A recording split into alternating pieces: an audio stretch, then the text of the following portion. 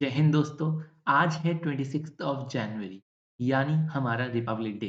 सभी को गणतंत्र दिवस की हार्दिक शुभकामनाएं। आज से सही 1 महीने बाद हमारा एग्ज़ाम है आईएससी का 12th क्लास का केमिस्ट्री का। और आज मैं आपको बताने वाला हूँ आपकी 1 महीने की स्ट्रैटेजी क्या रहनी चाहिए एग्ज़ाम्स के लिए और मोस्ट इम्पोर्टेंट टॉपिक्स क्या आ सकते हैं, लाइन बाय लाइन बताऊँगा।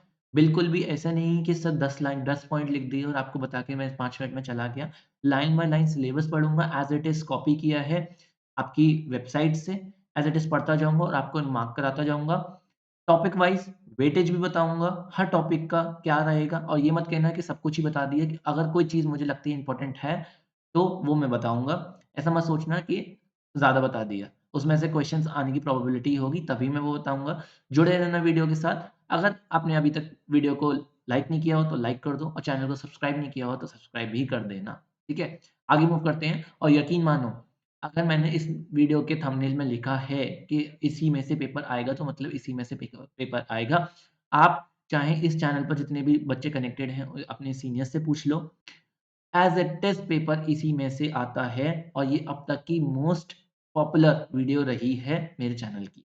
आशा करता हूँ आप लोगों को भी ये वीडियो पसंद आएगी। चलिए स्टार्ट करते हैं आगे की तरफ। तो जैसे कि मैंने आपको पहले ही कहा कि आप सभी को रिपब्लिक डे की हार्दिक शुभकामनाएँ। ठीक है? तो आज हम करने वाले हैं बात 1 मंथ की स्ट्रैटेजी की। इसमें हम लोग टॉपिक वाइज़ वेटेज भी देख रहे हैं और साथ ही साथ हम लोग हर टॉपिक के हिसाब से वो भी देखते जाएँगे कौन-कौन से चैप्टर्स में से क्या-क्या चीज़ें इम्पोर्टेंट हैं। ठीक है? ये है क्यूआर कोड। इस क्यूआर कोड को 1 मिनट रुकना।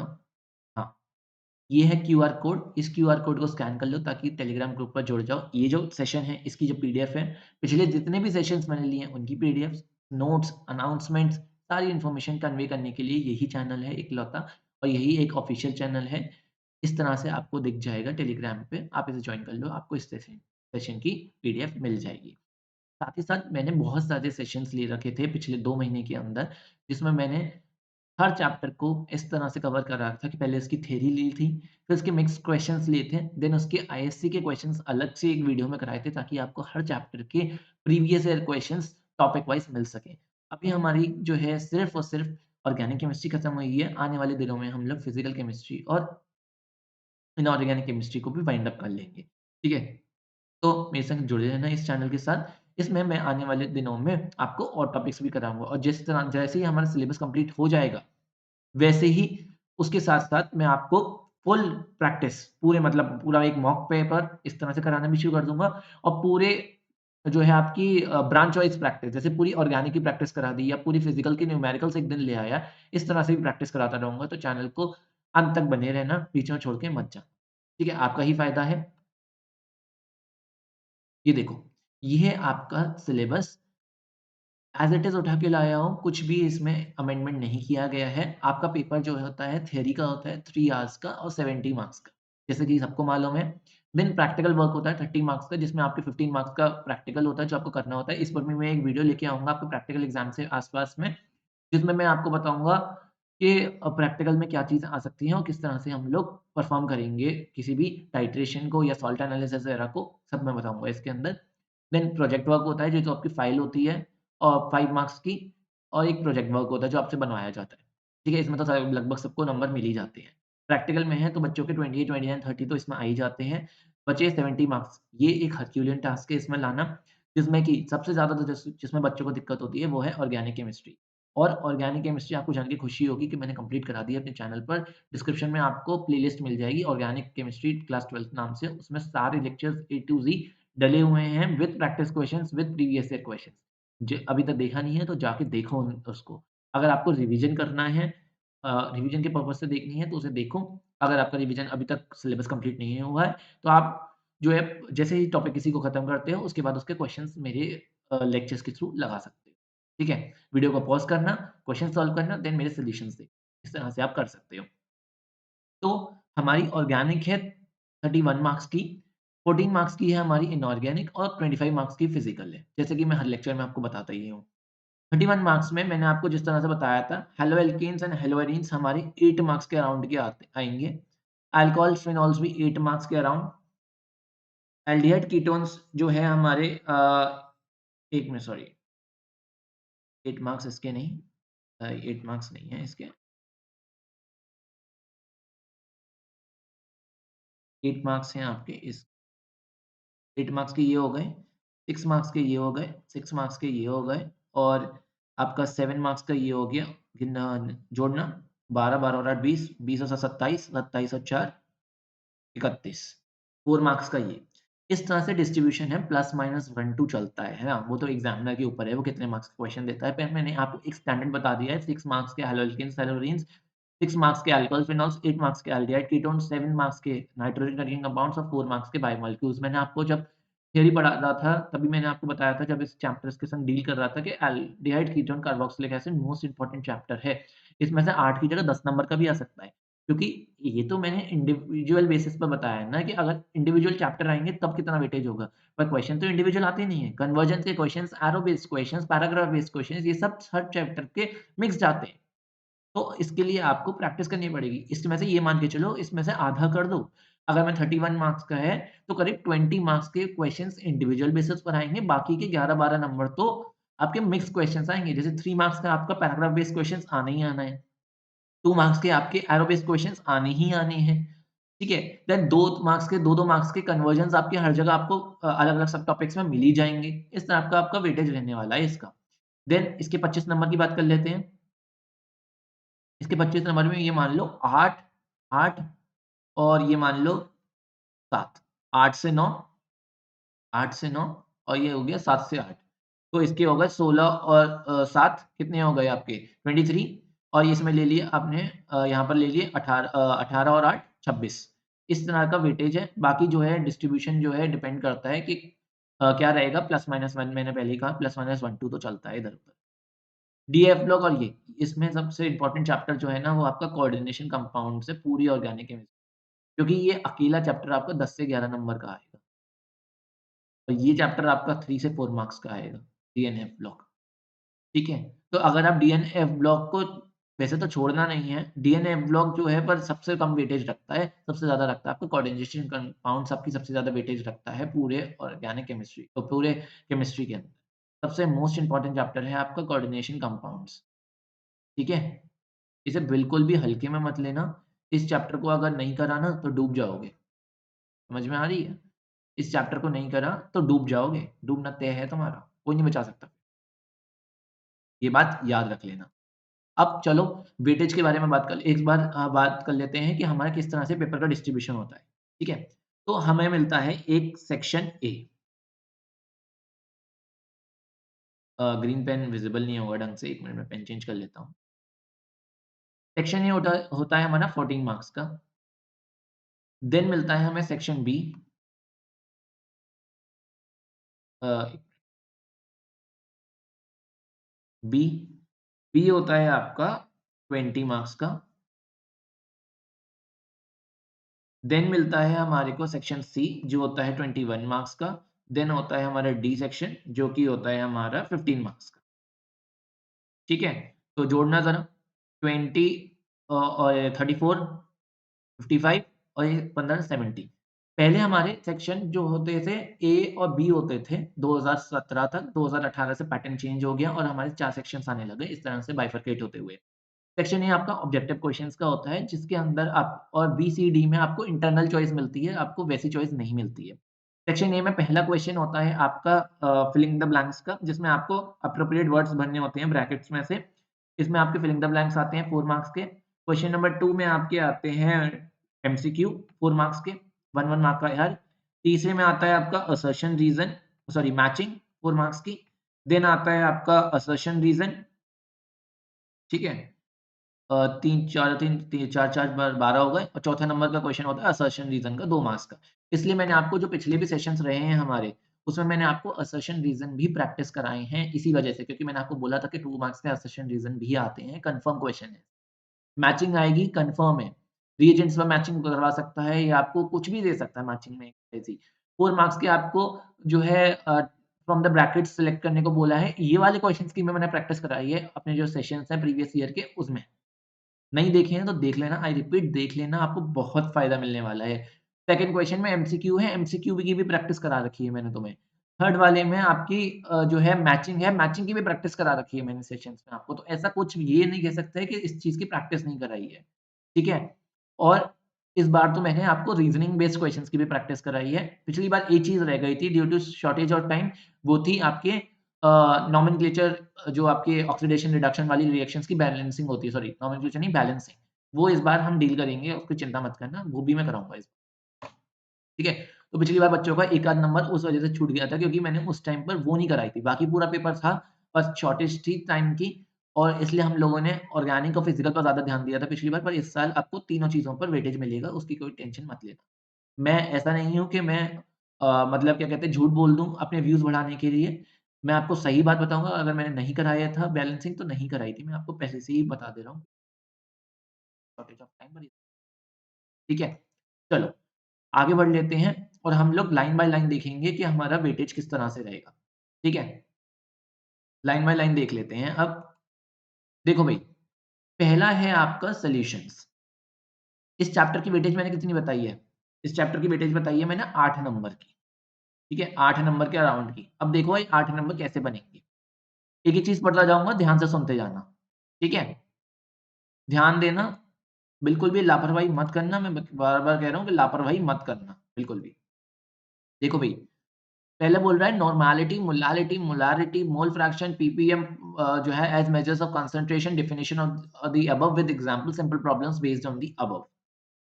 ये चीज़ें इसमें से फ्रीक्वेंट नहीं है क्वेश्चन। मैंने आपको क्योंकि वीडियो का नाम है मोस्ट इम्पोर्टेंट टॉपिक्स, तो मैं आपको मोस्ट इम्पोर्टेंट ही बताऊँगा, ऐसा नहीं है सब कुछ ही बता दूँ। इसकी डेफिनिशन 11th क्लास में पूछी जाती थी, जो फर्स्ट चैप्टर होता था। अब ये इसकी डेफिनिशन पूछी नहीं जाती और नॉर्मैलिटी, मोलालिटी वगैरह पर इतना इम्पोर्टेंट नहीं है क्वेश्चन आना। ऐसा भी नहीं है आ नहीं सकता, पर मतलब ये है कि ज़रूरी नहीं है आएगा ही आएगा। तो ये एक ऐसी चीज़ है जो आप पढ़ लो, बस डेफिनिशन याद कर लो, एक आध क्वेश्चन प्रैक्टिस कर लो। ठीक है? नेक्स्ट है solubility of gases and liquids, Henry's law. Henry's law जो है काफ़ी 2-3 सालों से मैंने देखा नहीं है कि आ रहा हो। इसका भी आप जो है वो आपका केएच काइबी वाला फ़ॉर्मूला पढ़ लेना। ये ऐसा नहीं है कि आपको इस पर ज़्यादा ध्यान देने की ज़रूरत है। ठीक है? तो मैं आपको वही चीज़ बता रहा हूँ जिस पर ध्यान देने की ज़रूरत है, इस पर आपको ध्यान देने की एज़ सच ज़रूरत नहीं है। बस याद कर लेना हेनरीज़ लॉ क्या होता है। नेक्स्ट है Raoult's law for volatile solutes and non-volatile solutes, ideal solution, ideal non-ideal solution, azeotropic mixtures, definition types, graphical example, fractional distillation with examples. ठीक है जी। इसमें Raoult's law ये जो है volatile non-volatile solute ये हमें करना ही करना है, इस पर क्वेश्चन आएगा। रॉल्ट्स लॉ का न्यूमेरिकल आना है या रॉल्ट्स लॉ का फॉर्मूला बेस्ड क्वेश्चन आना है या ग्राफिकल क्वेश्चन आना है, इसको याद कर लेना। इस पर या तो फिलिंग द ब्लैंक में क्वेश्चन आता है, या तो इसके ऊपर क्वेश्चन न्यूमेरिकल का आता है, या तो इसके ऊपर क्वेश्चन जो होता है वो आता है आपका उस पे ग्राफ में। ठीक है? तो इन तीनों चीज़ों में क्वेश्चन आते हैं, मैं लिख देता हूँ यहाँ पे। या तो आपका आएगा फिल अप में, या तो आएगा ये ग्राफ ग्राफ में और थर्ड है या तो आएगा ये न्यूमेरिकल में। ठीक है? तो ये आपको करना है, इसकी वेटेज लेके चलो आप 1 मार्क, 1 मार्क के अराउंड। अगर न्यूमेरिकल आया तो 2 मार्क, ठीक है? 1 टू 2 मार्क इसकी वेटेज लेके चलते हैं हम। इसी के अंदर हमारे आइडियल और नॉन आइडियल कवर होंगे क्योंकि हमें यहाँ पर वेरिएशन दिखाना है आइडियल सॉल्यूशन का और नॉन आइडियल सॉल्यूशन का, तो ये भी हमें पढ़ना है। आइडियल सॉल्यूशन भी हमें पढ़ना है, नॉन आइडियल भी पढ़ना है और इसके जो ग्राफ्स हैं एज़ियोट्रोप इस तरह के जो ग्राफ्स हैं इसके कर्व्स, वो भी हमें पढ़ने हैं और ये याद कर लेना किसके बीच में प्लॉट होते हैं ग्राफ। ठीक है? ठीक है, फ्रैक्शनल डिस्टिलेशन इतना इम्पोर्टेंट नहीं है, फ्रैक्शनल डिस्टिलेशन चाहो तो लीव भी कर सकते हो। मोस्ट इम्पोर्टेंट बता रहा हूँ तो फ्रैक्शनल डिस्टिलेशन ज़्यादा ज़रूरी नहीं है, इतना ही कर लेना वही बहुत है। तो इस टॉपिक्स में मैंने तुम्हें बता दिया, मैं एक एक काम करूँगा, मैं टॉपिक्स के संग पॉइंट्स भी लिखता जाऊँगा कि किस पॉइंट कितने-कितने पॉइंट्स करने हैं हर तुम्हारे को चैप्टर में, ठीक है? नेक्स्ट है conjugative properties definition with examples, ये आनी ही आनी है, ये फिक्स्ड है, ठीक है? ये आनी ही आनी है। इस चैप्टर में अगर 8 नंबर है ना, तो 3 नंबर आपके इसके हैं। अब 3 नंबर में बाइफरकेशन है इसके अंदर, ठीक है? 3 नंबर में आपको बाइफरकेशन मिलेगा इसके अंदर, बल्कि मैं तो कहूँगा इसके आप 3 नंबर मत मानो, कि आप मानो अगर मैं पूरा ही बता दूँ कॉलिगेटिव प्रॉपर्टीज़ नाम से ही तो 4 से 5 नंबर का तो यही टॉपिक है, चो कॉलिगेटिव प्रॉपर्टीज़। अब कॉलिगेटिव प्रॉपर्टीज पर 4-5 नंबर का मैं बता देता हूँ किस तरह से आएगा। 2 न्यूमेरिकल आएँगे, या तो वो न्यूमेरिकल इब्लियोस्कोपिक कांस्टेंट या क्रायोस्कोपिक कांस्टेंट पर आएगा, या ये numerical relative lowering of vapour pressure पर आएगा, या ये न्यूमेरिकल आपका वेंट ऑफ फैक्टर के साथ मिक्स होके आएगा।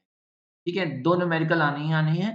वो डिपेंड करता है आपका क्या वेटेज रहता है न्यूमेरिकल का। तो relative lowering of vapour pressure, इसमें आपको डेफिनिशन, इसका एक्सप्रेशन, मैथमेटिकल एक्सप्रेशन और उसके बाद आपको determination of relative molecular mass ये निकालना। तीनों चीज़ें आनी चाहिए, ये आप स्किप कर ही नहीं सकते। ठीक है? डिपेंड अब इन सब में मैं बता नहीं पाऊँगा कि किस तरह से इनका बाइफरकेशन हो रहा है मार्क्स का, क्योंकि क्वेश्चन कोई भी आ सकता है। ज़रूरी नहीं है कि इसमें से क्वेश्चन आएगा। चार्ट हमारी क्वालिटेटिव प्रॉपर्टीज़ होती है, relative lowering of vapour pressure, सिर्फ वेपर प्रेशर नहीं, relative lowering of vapour pressure, सिर्फ लोअरिंग ऑफ वेपर प्रेशर मत लिख देना, relative lowering of vapour pressure, depression and freezing point, elevation and boiling point और osmotic pressure. इनके साथ went of factor को मिला के भी क्वेश्चन बनता है और बिना वेंट ऑफ फैक्टर को मिलाए भी क्वेश्चन बनता है। एसोसिएशन, डिसोसिएशन का आपको आयोटो का ये आई जो है, डिग्री ऑफ डिसोसिएशन, इसका आपको पता होना चाहिए कि क्या होता है ये, ठीक है?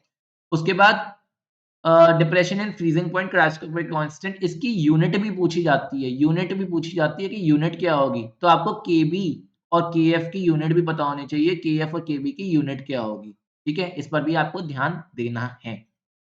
डेरिवेशन इंक्लूडेड, याद रख लेना भैया, डेरिवेशन इंक्लूडेड है, पर डेरिवेशन एज़ सच नहीं पूछा जाता।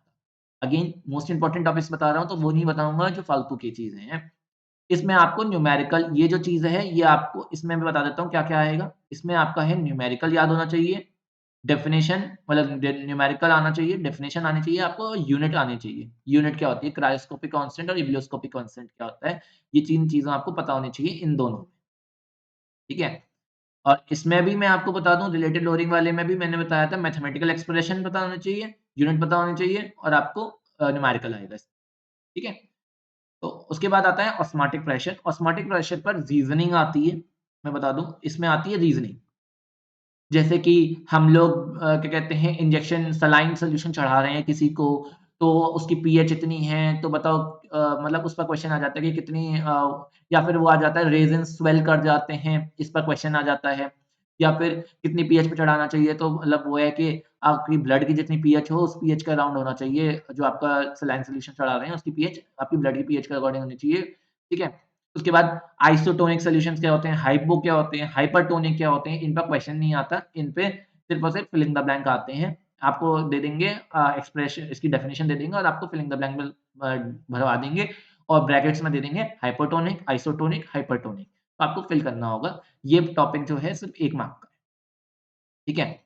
उसके बाद application of osmotic pressure, determination of relative molecular mass, ये सेम चीज़ है, वही वाली, ठीक है? उसके बाद जो है आपके ऊपर चलते हैं, ये है आपका यहाँ पे आ गया went of factor. Went of factor के बारे में पता होना चाहिए। ऐसा स्पेसिफिक क्वेश्चन नहीं आएगा वेंट ऑफ फैक्टर से, सिर्फ़ और सिर्फ़ ये आ जाएगा, वो वेंट ऑफ फैक्टर की एप्लीकेशन आएगी। वेंट ऑफ फैक्टर आपको निकालना आना चाहिए। आई किस तरह से निकालते हैं, ठीक है? एसोसिएशन और डिसोसिएशन में किस तरह से वेरी करेगा, ये निकालना आना चाहिए। ठीक है? ये रहा आपका एसोसिएशन, डिसोसिएशन, ओके? तो वेंट ऑफ फैक्टर आपका बचा-कुचा जो होगा, वेंट ऑफ ये 4 से 5 मार्क ये हो गए, 1 से 2 ये हो गए, तो ये हो गए 6 मार्क्स करीब और 1 से 2 नंबर का ये आएगा, डिग्री ऑफ डिसोसिएशन, ठीक है? Degree of dissociation alpha. Alpha पे क्वेश्चन आता ही आता है। अल्फा पे क्वेश्चन आएगा 1 से 2 मार्क्स का, आप ये ले लो, experimental details not required, simple problems, calculation of degree of association and association. आपको दे देगा और आपको जो है वो कैलकुलेट करा सकता है अल्फा को और आपको आई का यूज़ बता देगा। आपका ये जो फ़ॉर्मूला है आपका यहाँ पे, हर चीज़ में आई लग जाता है। Pi is equals to CRT, iCRT था, ठीक है? देन उसके बाद जो है आपका आई, केएफएम, इस तरह से आपके फ़ॉर्मूले बन जाएँगे, ये हो जाएगा। अब इस चैप्टर का ये न्यूमेरिकल प्रॉब्लम्स बोली हैं। अब मैं ज़रा आपको ये बता देता हूँ कि इस चैप्टर का हमारा किस तरह से वेटेज रहेगा। इस पोर्शन में मैंने रॉल्स लॉ इन सबको मिला के, ये ऊपर का जितना भी है, इसे मिला के 1 से 2 नंबर, ठीक है? इस या तो डेफिनिशन वगैरह बहुत रेयर है, हेनरीज़ लॉ बहुत रेयर है, पर डेफिनिशन पढ़ लेना बस, ठीक है? 1 से 2 नंबर, देन उसके बाद कोलिगेटिव प्रॉपर्टीज़ सबसे इम्पोर्टेंट टॉपिक, इसमें 4 से 5 नंबर, जिसमें डेफिनिशन भी पूछ सकता है किसी भी कोलिगेटिव प्रॉपर्टीज़ की। देखो, मेरे साथ बोलो, डेफिनिशन, न्यूमेरिकल, यूनिट, 3 चीज़ हैं। Definition, numerical, unit. ठीक है? ये 3 चीज़ों पर क्वेश्चन बनेगा। अब वो उसकी मर्ज़ी है, वो इबिलियोस्कोपिक कांस्टेंट पर न्यूमेरिकल दे दे या क्या कहते हैं क्रायोस्कोपिक पर दे दे। या फिर वो इसके फिल इन द ब्लैंक्स में भी दे दे सकता है डेफिनिशन को। ऐसा मत कहना डेफिनिशन सिर्फ़ पूछी ही जाएगी, डिफाइन में ही आ सकती है। डेफिनिशन तो कैसे भी आ सकती है, किसी भी फॉर्म में ले सकती है। हो सकता है एमसीक्यू में दे दे तुम्हारे को पूरी डेफिनिशन लिख दे और 4 ऑप्शन दे दे और चारों प्रॉपर्टीज़ के ऑप्शन दे दे। बोल दिए कि किसे क्या कहते हैं, रिलेटिव लोडिंग कहते हैं या क्रायोस्कोपिक कहते हैं या इबिलियोस्कोपिक कहते हैं या फिर ऑस्मोटिक प्रेशर की ये कौन-सी वो है कोलिगेटिव प्रॉपर्टी। ऐसा भी तो हो सकता है। तो वो उसकी मर्ज़ी है कि वो डेफिनिशन को किस तरह से ट्रीट करे। ठीक है? ये याद रखना ये वाली बात को। आई होप ये बात क्लियर होगी।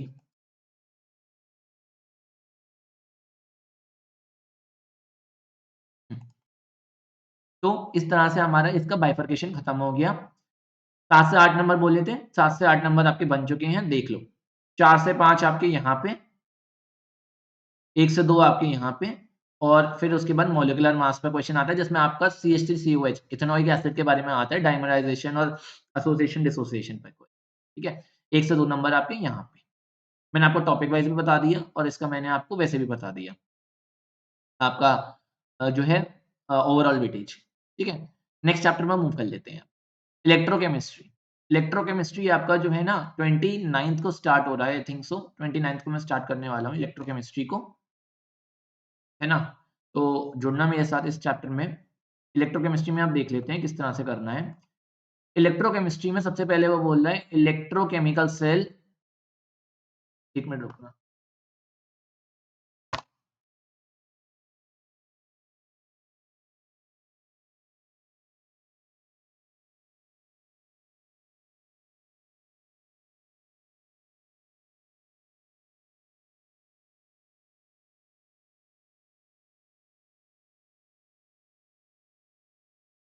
एक जस्ट 1 मिनट रुकना।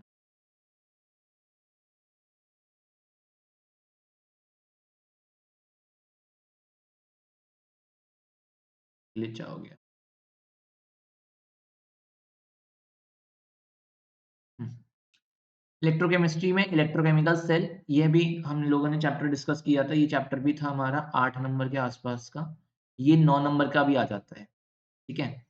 तो इसमें electrochemical cell introduction, redox reaction, principle of oxidation and reduction just read वाला है, ठीक है? जस्ट रीड, रीड लिख देता हूँ मैं इसमें। Galvanic cell introduction represented in principle oxidation reduction mechanism of production of electric current in a galvanic cell, ठीक है? जस्ट रीड और ये दोनों टॉपिक्स और ये तीसरा वाला टॉपिक जो है और मैं बता देता हूँ standard electrode potential measurement of standard zinc electron potential of this using standard hydrogen electrode cell notation expression ठीक है factors affecting electrode potential with explanation ये जो इतना टॉपिक है ना ये मैं जो मैंने बताया इतना इतना ये टॉपिक सिर्फ आपके रीड करने के लिए है यहाँ भी मैं रीड लिख देता हूँ और यहाँ भी मैं रीड लिख देता हूँ इस पर से ज्यादा मतलब ज्यादा से ज्यादा 1 मार्क का क्वेश्चन 1 मार्क पूरे में से क्योंकि चैप्टर में से क्वेश्चन इसमें से बनता ही नहीं है इसमें सिर्फ आपका फिल इन द ब्लैंक में क्वेश्चन आता है या जो आपका सेक्शन ए होगा ना, ये पूरा टॉपिक जो है, वो सेक्शन ए के लिए है। सेक्शन ए आएगा इसमें से। आपको ये पूछ लेगा कि सेल को क्या कहते हैं फैक्टर्स पर क्वेश्चन पूछ लेगा कि इनमें से कौन से फैक्टर पर डिपेंड करता है या नहीं करता है। ये पूछ सकता है इसमें। देखो लाओ यार तुम्हारे को ये भी बता दूँ। एक क्वेश्चन इसमें से इसमें बनता है, सॉरी इसमें एक क्वेश्चन इसमें से बनता है गैल्वेनिक सेल में से, एक क्वेश्चन तुम्हारे फैक्टर्स पर से बनता है। ठीक है? इन दोनों टॉपिक्स पर से क्वेश्चन बनते हैं, बाकी टॉपिक्स जो हैं इम्पोर्टेंट नहीं है। मैंने ये नहीं कहा सिलेबस में नहीं है, मैंने कहा इम्पोर्टेंट नहीं है, फिर मैं तो मेरा गला मत पड़ना ये कह के मैंने कहा था कि आएगा नहीं, क्या ये? भैया रीड करना है, क्योंकि अभी हमारे पास 1 महीना है, 1 महीने में तुम जो है ना दुनिया पलट सकते हो। इधर से 10 चैप्टर करने हैं, ठीक है? तो ये रीड करना सब कुछ है, पर इस पर चिपके नहीं रहना है। मतलब एग्ज़ाम जब होगा हमारा और केमिस्ट्री का पेपर जब आने वाला होगा हमारा, तो हमारे पास 7, 8, 10 दिन जो इतने भी बचेंगे, उस टाइम पर आपको ये चीज़ें बस पन्ने पलट के छोड़ देनी है। इस पर चिपके मत रहना कि हर जब सेकंड टाइम रिवीजन कर रहे हो, तो भी इन्हें भी पकड़ रहे हो। इन्हें भी पढ़ रहे हो बार-बार। ध्यान आपको सिर्फ़ इन पे देना है जो मैं मार्क करूँ, ठीक है? तो इतना पोर्शन सिर्फ़ 1 नंबर। आगे बढ़ लेते हैं आगे के क्वेश्चन में और डिस्कस कर लेते हैं, ठीक है? क्योंकि हमारे पास और भी चीज़ें हैं। नेक्स्ट टॉपिक है हमारा electrochemical series, its explanation and basis of the standard reduction potential, prediction of feasibility of a reaction, Nernst equation and correlation जो है अब ये टॉपिक आपका इलेक्ट्रोकेमिकल सीरीज 1 मार्क का और comparison of metallic conductance and electrolytic conduction चलो ये अलग से कर लेंगे। Electrochemical series explanation based on the reduction potential ये भी 1 मार्क का आएगा। इसमें आपको कोई भी आपको स्टेटमेंट दे देंगे, पूछ लेंगे कि हम लोगों ने तो क्या कहते हैं लोहे की चाबी को या निकल की चाबी को कॉपर सल्फेट के बर्तन में डाला, तो क्या देखने को मिलेगा, आपको क्या ऑब्ज़र्व होगा? या तो ये पूछ सकता है इस टाइप के क्वेश्चंस या तो ये पूछ लेगा कि हमारे पास ये है तो ये बताओ कि ये अच्छे से ऑक्सीडेशन करेगा या नहीं करेगा? Will it undergo oxidation is the oxidation feasible और नॉट? या फिर it will readily undergo oxidation और रिडक्शन इस एंड व्हाई? इस टाइप का पूछ लेगा तो इलेक्ट्रोकेमिकल सीरीज़ के बेसिस पर आपको एक्सप्लेनेशन देना होता है इसका। ये वो वाली चीज़ है तो ये पढ़नी है, ठीक है? स्टार मार्क कर देता हूँ, ये पढ़नी है। ये रीड ओनली नहीं है, ये पढ़नी है, ठीक है? ये पढ़नी है। Prediction of feasibility of the reaction. Then a Nernst equation and correlation with free energy with suitable examples. Very important. Paper आएगा इसमें से 2 से 3 मार्क्स का। 2 वहाँ हो गए, 2 से 3 यहाँ हो गए। ठीक है? 4 से 5 कवर हो चुके हैं इस पूरे के अंदर। अब इसमें ये क्या है? ये पूरा है। इस पूरे में आपका 2 से 3 नंबर बन रहे हैं। क्यों बन रहे हैं? वो भी बता देता हूँ। भैया इसमें बोल रहा है वो नर्स्ट इक्वेशन तो ये आपको या तो नर्स्ट इक्वेशन से न्यूमेरिकल आएगा 100% आता है। नर्स्ट इक्वेशन से न्यूमेरिकल आएगा और उसमें लग के आएगी फ्री एनर्जी डेल्टा जी की वैल्यू आनी चाहिए delta G is equals to minus n F E of cell ये वाली एप्लीकेशन आएगी आपकी इसमें ठीक है ये एप्लीकेशन आएगी prediction of spontaneity of a reaction हो सकता है आपको रिएक्शन दे दें और डेल्टा जी कंपेयर करा दें पूछ लें कौन सी रिएक्शन इसमें से स्पॉन्टेनियस है कौन सी नहीं है तो ये भी करना है और न्यूमेरिकल तो मैंने बता ही दिया आपको क्या कहते हैं न्यूमेरिकल किस टाइप से आता है E of cell is equals to E naught of cell minus क्या कहते हैं 2.303 आरटी अपॉन एनएफ लॉग आपके जो है रिएक्टेंट ऑफ प्रोडक्ट्स का है ना तो उस पर न्यूमेरिकल आता ही आता है cell EMF relationship between free energy and equilibrium constant ये आपको एलन केसी वाली रिएक्शन ये इक्वेशन याद करनी है और फ्री एनर्जी का ठीक है इस वजह से 2 से 3 नंबर का आएगा इसमें आप कुछ भी स्किप नहीं कर सकते समझ में आ गई होगी आपको इसमें से क्या कितना करना है ठीक है टॉपिक वाइज भी बताता चल रहा हूँ और आपको वैसे भी बताता चल रहा हूँ नेक्स्ट है comparison of metallic conductance and electrolytic conduction relationship between conductance and resistance and specific conductance cell constant इस सब का इतना पोर्शन का ये पूरा पोर्शन है 2 नंबर का 2 मार्क्स का पिछली बार के पेपर में न्यूमेरिकल आया था इस पोर्शन में जिसमें कि आपको कंडक्टिविटी पर एक न्यूमेरिकल आया था। हर साल कंडक्टिविटी पर एक न्यूमेरिकल देखने को मिलता है, ठीक है? तो पिछली साल आपको कंडक्टिविटी पर न्यूमेरिकल मिला था, हो सकता है इस साल आपको आपको वैसे मिल जाए न्यूमेरिकल आपका जो है इक्विवेलेंट कंडक्टेंस का न्यूमेरिकल मिल जाए। पिछली बार आपको मोलर कंडक्टेंस का मिला था, इस बार हो सकता है आपको इक्विवेलेंट कंडक्टेंस का मिल जाए और कोलरॉश लॉ, ठीक है?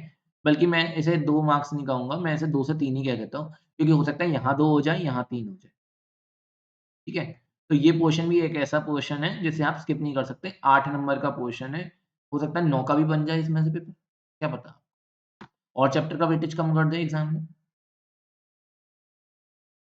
ठीक है? तो मैं ये रिलेशनशिप जो आती है आपको पता होनी चाहिए कि कंडक्टेंस और जो रेजिस्टेंस की रिलेशनशिप क्या होती है, स्पेसिफिक रेजिस्टेंस और स्पेसिफिक कंडक्टेंस के बारे में।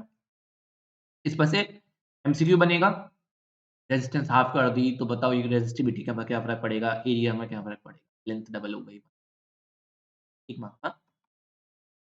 इसमें से एक और आपको ये जो है ये जी स्टार सेल कांस्टेंट के बारे में पता होना चाहिए, है ना? इस पर न्यूमेरिकल आ जाता है। मोलर कंडक्टेंस क्या होती है? Relationship specific conductance, molar conductance, equivalent conductance की, है ना? उस टाइप उसके बाद डेबाई हकल और सैगर इक्वेशन, है ना? इस टाइप की ग्राफ और इस टाइप का ग्राफ किस तरह से मीट करते हैं, ये आपको पता होना चाहिए, ठीक है? उसके बाद आपको यूनिट्स पता होनी चाहिए, सबकी यूनिट्स पर भी क्वेश्चन आ जाते हैं। मोलर कंडक्टेंस V के इलेक्ट्रोलाइट के इनफाइनाइट डाइल्यूशन पर, ठीक है ना? ये इन एट इनफाइनाइट डाइल्यूशन ये पता होना चाहिए, कोलरॉश लॉ, इसका न्यूमेरिकल।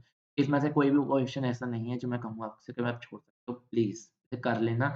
ये दोनों पोर्शन जो है ना, ये मोस्ट इम्पोर्टेंट पोर्शन है, ये भी मोस्ट इम्पोर्टेंट पोर्शन है और जो मैंने ऊपर दिखाया, ये भी एक मोस्ट इम्पोर्टेंट पोर्शन है। इसमें से आप एक भी टॉपिक स्किप कर सकते हो क्योंकि आपके पास टाइम है, ठीक है? मेरी बात मान लेना, इसमें से न्यूमेरिकल फँसना ही फँसना है, इसमें से क्वेश्चन्स आना ही आना है। आपका इफ, बट, सो कुछ नहीं लगेगा, इसमें आपको करना ही करना होगा। इसमें फर्स्ट लॉ, सेकंड लॉ से पढ़ लेना, पिछली बार जो है ना क्वेश्चन आया हुआ है इस पर, जो है ना फ़ैराडे के लॉ पर क्वेश्चन आया था। पिछली बार आपको जो है ना ये निकालना था कितने ग्राम डिपॉज़िट होगा, इस टाइप का क्वेश्चन आया था पिछली बार। तो ये 2023 में आ चुका है, इस बार इसके चांसेस कम है। तो इस पोर्शन में से 1 मार्क का क्वेश्चन बन सकता है। ये इस बार के लिए इम्पोर्टेंट नहीं है, ठीक है? इस बार के लिए इम्पोर्टेंट नहीं है, मैंने ये नहीं कहा इम्पोर्टेंट नहीं है, इस बार के लिए नहीं है क्योंकि पिछले साल इस पर से क्वेश्चन आ चुका है, ठीक है? बैटरीज़ ये पार्ट नया ऐड हुआ है 1-2 साल से ही, तो इसमें भी पढ़ लेना, इसमें जो सबसे इम्पोर्टेंट है वो बस फ्यूल सेल है, ठीक है? फ्यूल सेल है और प्राइमरी और सेकेंडरी के बीच में डिफरेंस पढ़ लेना बस, डिफरेंस, ठीक है? और फ्यूल सेल के बारे में। तो कहते हैं कितने पोर्शन हो गए थे? 2 से 3, 2 से 3, 4, 5, 6, 6 हो गए थे। 7वाँ यहाँ से बन गया। इन दोनों को मिला के 7वाँ ले लो, ठीक है? इन दोनों को मिला मिला के 7वाँ ले लो। एक 8वाँ नंबर इसमें से बनेगा। कोरोजन में से concept of corrosion, mechanism of factors affecting and it's prevention. तो फैक्टर्स अफेक्टिंग कोरोजन और प्रिवेंशन, इसमें से 1 नंबर का क्वेश्चन मान, बल्कि मैं तो कह रहा हूँ आप एक काम करो, ये 3 टॉपिक ले लो, 3 ये फ़ैराडेज़ लॉ, ये और ये। इस तीनों में से मिला के 2 नंबर का मान लो, मिला के। हो सकता है 1 ही नंबर का है। इन तीनों को मिला के बनेगा मतलब इन दोनों को मिला के 1 नंबर मान लो, एक इसका अकेले का फ़ैराडे का 1 नंबर मान के चलो और ये जो बैटरी है और फ्यूल सेल है, इस पूरे को मिला के 1 नंबर मान, 1 नंबर इसका मिला के, ठीक है? और इसका रहने दो। इन दोनों को मिला के 1 नंबर और एक इसका 1 नंबर। तो 2 यहाँ पे 4, 2 यहाँ पे 6 और एक 7 और एक पीछे वाला ये जो था हमारा यहाँ पे 8, ये देखो ये वाला, यहाँ पे 8।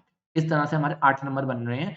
अब हो सकता है कि अगर 9 मार्क का बनाना होगा ना पेपर, एग्ज़ामिनर इसमें से 9 का देगा, तो जो बढ़ाएगा, जिस टॉपिक को बढ़ाएगा वो टॉपिक होगा ये। ये टॉपिक बढ़ाएगा एग्ज़ामिनर को उसमें से क्वेश्चन देना होगा तो। इस पोर्शन को, ये जो 6th पॉइंट है, इसे घोल के पी लेना इस वाले पोर्शन, ये वाले पोर्शन में बिल्कुल भी लापरवाही आपकी बर्दाश्त नहीं होगी, बहुत महँगी पड़ेगी इसमें बहुत महँगी, ठीक है? आगे बढ़ें? आगे बढ़ लेते हैं भैया। 7 नंबर का आप केमिकल काइनेटिक्स देख लेते हैं। केमिकल काइनेटिक्स में सबसे पहले तो आ जाता है importance of chemical slow and fast reaction explaining that. Just read, कुछ भी नहीं आएगा इसमें से, just read. Rate of the reaction, determination of rate of the reaction, graphically instantaneous and average rate of reaction, factors affecting rate of the reaction. बस इसमें से factors affecting rate of the reaction पर ये मान लो 1 mark इसमें से आ सकता है। इस पूरे में से 1 मार्क आ सकता है, ये पूरे में, ठीक है? इस पूरे में से 1 मार्क मान के चलो, बस। Factors affecting rate of reaction important है और चीज़ें ऐसी इम्पोर्टेंट नहीं है। Law of mass action expression with general reaction बस रीड करना है।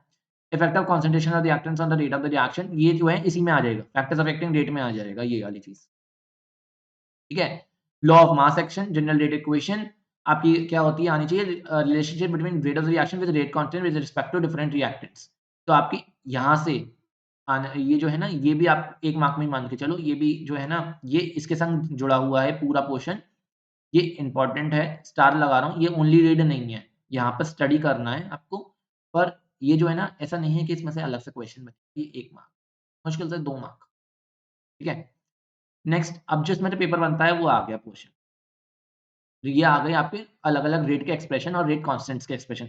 ऑर्डर ऑफ द रिएक्शन आपको निकालने को आता है, रेट ऑफ का ऑर्डर क्या होगा? Relationship between order and stoichiometric coefficients in a balance equation, order as experimental quantity, rate is equal to 0, हाँ, तो ऑर्डर ऑफ द रिएक्शन निकालने को आएगा, ठीक है? इसमें डेफिनिशन आती है मॉलिक्यूलैरिटी की और ऑर्डर की। मॉलिक्यूलैरिटी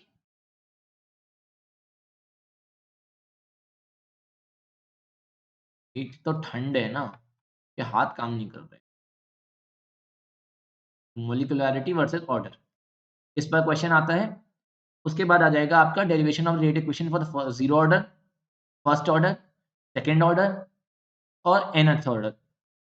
हाफ लाइफ, उसके बाद कंटिन्यू करें इसी को, derivation of expression of half life of first order equation, problems on first order rate equation and half life period.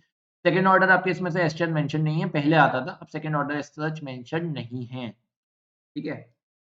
अब सेकंड ऑर्डर मेंशन नहीं है इसमें, पहले आता था, ठीक है?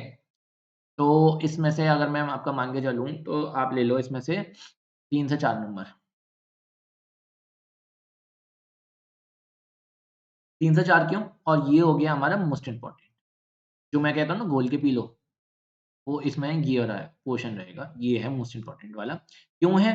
क्योंकि भैया इसमें से एक तो आपको पूछा जाएगा कि डिटरमाइन करो order wise initial rate method या हीट ट्रायल मेथड वगैरह-वगैरह। आपको रिएक्शन का ऑर्डर निकालना पड़ेगा और एक्सप्रेशन लिखना पड़ेगा।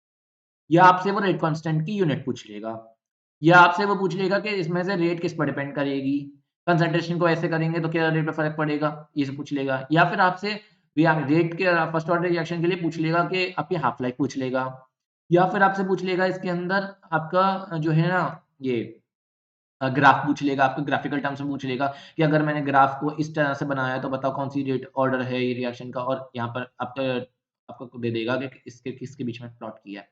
तो ये आपका सबसे इम्पोर्टेंट क्वेश्चन हो गया। 3 से 4 ये और 3 ये, ठीक है? नेक्स्ट है आपका जो इम्पोर्टेंट क्वेश्चन, देखो molecularity of the reaction, physical picture, relationship में ऑर्डर एंड मॉलिक्यूलैरिटी, ये मैंने आपको ऑलरेडी पिछले वाले में कवर कर दिया, ठीक है? तो ये उसी के अंदर ऑलरेडी कवर्ड है और ये हमें को पढ़ना है। क्या पढ़ना है इसे? जिसे पढ़ना है उसको एस्टेरिस्क लगा रहा हूँ, जिससे रीड करना है उस पर आर लिख रहा हूँ, ठीक है? कितने नंबर हो गए हमारे? 4 नंबर बन गए, 3 नंबर का क्वेश्चन रह गया। Endothermic, exothermic, threshold energy, activation energy, formation of activated complex, effect of catalyst in reaction and reaction rate. 1 mark का आएगा, 1 मार्क का आएगा ये। पिछली बार 2023 में आपको एक्टिवेशन ये फिलिंग द ब्लैंक में आया था, इस बार भी फिलिंग द सेक्शन ए में आने के चांसेस हैं इसके, ये सेक्शन ए में आएगा, ठीक है? सेक्शन ए में आएगा ये, इसके सेक्शन ए के आने में सेक्शन ए में चांसेस हैं इसके आने के। समझ में आ गई? कोलिजन थ्योरी ये जो है ना नई ऐड हुई है, पहले ये थी नहीं, कुछ सालों से ही ऐड हुई है ये। तो इसमें एज़ सच कितना टफ क्वेश्चन बन नहीं रहा। मतलब बन तो बहुत अच्छा क्वेश्चन आता है अच्छे लेवल पे, पर बन नहीं रहा है क्या कहते हैं स्कूल के 12th लेवल पे, इस पे क्वेश्चन बन नहीं रहा है। कोलिजन के इफेक्टिव कोलिजन क्या होगा? उसकी कंडीशंस होती हैं इफेक्टिव कोलिजन की कि किस तरह से होता है कोलिजन। एनर्जी बैरियर के बारे में, activated complex formation, difference in energy reactant product, endothermic reaction with proper and graph labelling. तो ये जो दोनों है ना, इन दोनों का ही 1 नंबर मान लो, ठीक है? अब बचे 2 नंबर, बचे 2 नंबर में ये आ जाएगा। Elementary reaction explanation and the slowest step of the reaction, relation between rate expression, order of reactants product and rate determining step, units of rate constant, ये सब ऑलरेडी कवर्ड है, ठीक है? ऑलरेडी कवर्ड हो गया ये वाला पोर्शन। अच्छा इसमें आपको पढ़ना क्या है वो तो मैंने बताया नहीं, चलो मैं बताता हूँ। ये देखो, बचे हुए 2 नंबर का क्वेश्चन कितने हो गए थे आपके यहाँ पे? ये हो गए थे आपके 3 से 4, 3 में से 4, 4 और 1 यहाँ पे 5, 5 और 2 मार्क्स यहाँ पे, 2 मार्क यहाँ पे। अकेला 2 मार्क का क्वेश्चन है, सेकंड मोस्ट इम्पोर्टेंट क्वेश्चन है इस चैप्टर का। क्यों है ये इम्पोर्टेंट चैप्टर? क्योंकि आर्हीनियस इक्वेशन पर या तो आपको न्यूमेरिकल आएगा, या तो आपको ग्राफ आएगा, या फिर आपको एक्सप्रेशन लिखने को आएगा, ठीक है? मीनिंग ऑफ द ये effect of temperature, Arrhenius equation, meaning of symbols, related graph, evaluation of activation energy, meaning of slope, exponential to log form, relationship between increase in temperature and number of collisions, numerical और Arrhenius equation. इस पूरे portion में से या तो 2 mark का numerical आ जाएगा, या तो एक्सप्रेशन आ जाएगा, या यूनिट आ जाएगी, या फिर आपका ग्राफ आ जाएगा, ठीक है? तो ये पोर्शन भी आपका है मोस्ट इम्पोर्टेंट। अब बचे हुए क्वेश्चन्स का रह गया ना, क्या-क्या पढ़ना था? देखो मैंने यहाँ था तो मैं बता दिया था कि यहाँ पर आपको क्या इम्पोर्टेंट है, कि ये वाला जो है इसके अंदर जो है कांसेप्ट एक्ज़ोथर्मिक, एंडोथर्मिक बस पढ़ लेना, ठीक है? एनर्जी बैरियर, थ्रेशोल्ड एनर्जी और एक्टिवेशन ये पढ़ लेना इसके अंदर। एनर्जी, ये पेन तो स्लिप का, इसके अंदर थ्रेशोल्ड एनर्जी और activated complex effect of catalyst ये पढ़ लेना एक तो। ठीक है? इफेक्ट ऑफ कैटलिस्ट पढ़ लेना और थ्रेशोल्ड एनर्जी क्या होती है, ये पढ़ लेना, ठीक है? ये दोनों पोर्शन इसमें से पढ़ लेना, अगर मैं कुछ नहीं पढ़ पा रहे हो तो इतना पोर्शन पढ़ लेना इसमें। मॉलिक्यूलैरिटी के बारे में आपको रिलेशनशिप बिटवीन ऑर्डर में मॉलिक्यूलैरिटी और डिफरेंसेस के बारे में मैंने पूरा ही बताया था कि पूरा ही पढ़ना है। कोलिजन थ्योरी में जितना पढ़ना है वो कर लेना कि इफेक्ट कोलिजन के इफेक्टिव होने के लिए क्या कंडीशंस चाहिए होती हैं, एक तो ये पढ़ लेना है, ठीक है? उसके बाद एक्ज़ोथर्मिक और एंडोथर्मिक का ग्राफ पढ़ लेना, ठीक है? एक्ज़ोथर्मिक रिएक्शन और एंडोथर्मिक, एक ग्राफ आपका इस तरह से आएगा, ठीक है? एक ग्राफ आपका इस तरह से आएगा, तो किस तरह से होगा वो आप पढ़ लेना इसके अंदर, ठीक है? मतलब मैं तो कराऊँगा इसको, पर इसमें से इतना पढ़ लेना, ठीक है? नेक्स्ट इसके अंदर आपको ये पढ़ना है rate expression order of reaction RDS वाला, ये तो न्यूमेरिकल है इसमें से तो मैंने पहले ही बता दिया, ये पूरा पढ़ना है। आर्मीनियस इक्वेशन देखो चलो रिपीट करते हैं, ठीक है? पहले चैप्टर का तो हमने रिपीट कर लिया था। सेकंड चैप्टर का हमने रिपीट नहीं किया था ना हमने, चलो सेकंड चैप्टर में से बताता हूँ। सेकंड चैप्टर में से सबसे पहले करनी है हमारे को गैल्वेनिक सेल वगैरह के बारे में एक क्वेश्चन इस जो है ना ये किस तरह से लिखते हैं सेल न्यूट्रिशन के किस तरह फैक्टर्स क्या अफेक्ट करते हैं इनमें से एक क्वेश्चन। सेकंड आपका क्या आएगा? सेकंड क्वेश्चन आएगा आपका जिसमें आपको नर्स्ट इक्वेशन का रिलेशनशिप इक्विलिब्रियम कांस्टेंट के संग आपका एनएफई वाली इक्वेशन देन उसके ऊपर न्यूमेरिकल इस वाला क्वेश्चन आएगा सेकंड चीज़। थर्ड क्वेश्चन के टाइप्स बनेंगे जिसमें कि आपका ये आ जाएगा आपका सेल कांस्टेंट कैलकुलेट करना, equivalent conductance, molar conductance, conductivity के बारे में, ग्राफ, कोलरॉश लॉ इस सब पर एक क्वेश्चन ये बन गया। चौथा क्वेश्चन बन गया Faraday's laws of electricity electrolysis, ठीक है? रिलेशनशिप बिटवीन फैराडेज लॉज और मोलिकन्स एक्सप्रेशन ये सब हो गया। और पांचवा टाइप का क्वेश्चन बन गया बैटरीज पर और आपके कोरोजन पे, ठीक है? देन यहाँ पर केमिकल काइनेटिक्स में पहला क्वेश्चन बना आपका रेट क्या होती है, रेट एक्सप्रेशन क्या होता है, फैक्टर्स क्या अफेक्ट करते हैं, इन पर एक क्वेश्चन बना। सेकंड क्वेश्चन बनेगा आपका ऑर्डर ऑफ द रिएक्शन पर इनिशियल रेट मेथड पे हिट एंड ट्रायल मेथड से रेट निकलवाने का, इक्विलिब्रियम कांस्टेंट का इक्विलिब्रियम कांस्टेंट कह रहा हूँ। आपके रेट कांस्टेंट की unit first order, second order first order reaction का, ज़ीरोथ ऑर्डर रिएक्शन का टाइम जो है हाफ लाइफ, ठीक है? टाइम निकालने का इस पर। थर्ड बनेगा मॉलिक्यूलैरिटी और ऑर्डर और थ्रेशोल्ड एनर्जी, ठीक है? इन सब पे। फोर्थ बनेगा कोलिजन थ्योरी पे, कोलिजन थ्योरी के लिए इफेक्टिव कोलिजन्स कैसे होंगे, ठीक है? इन सब पे, ये छोटा पोर्शन है। और पाँचवाँ इंपॉर्टेंट क्वेश्चन बनेगा आर्रीनियस इक्वेशन का रिलेशन टेम्परेचर के साथ, देन उसके बाद उनका ग्राफ, उनका न्यूमेरिकल। जी, इतना पोर्शन। जो इंपॉर्टेंट नहीं है वो मैंने ब्रैकेट में जो इंपॉर्टेंट है इनमें से वो मैंने ब्रैकेट में लगा दिया है। आपको बता दिया टॉपिक वाइज़ वेटेज के साथ। इस तरह से हमारी फिजिकल केमिस्ट्री खत्म हो गई। जो आपके कितने नंबर की थी 25 नंबर की, वो खत्म हो गई। अब बात करते हैं 14 नंबर की। अब सिलसिला शुरू होता है आपके 14 नंबर का। 14 नंबर के अंदर आते हैं आपके डीएनएफ ब्लॉक और ये।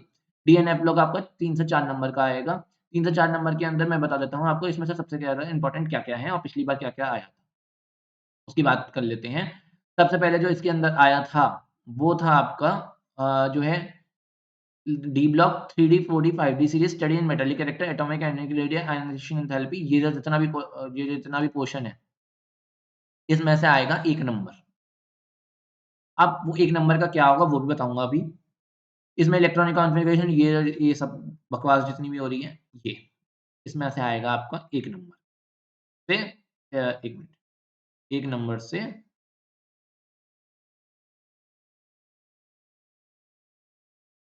2 नंबर का।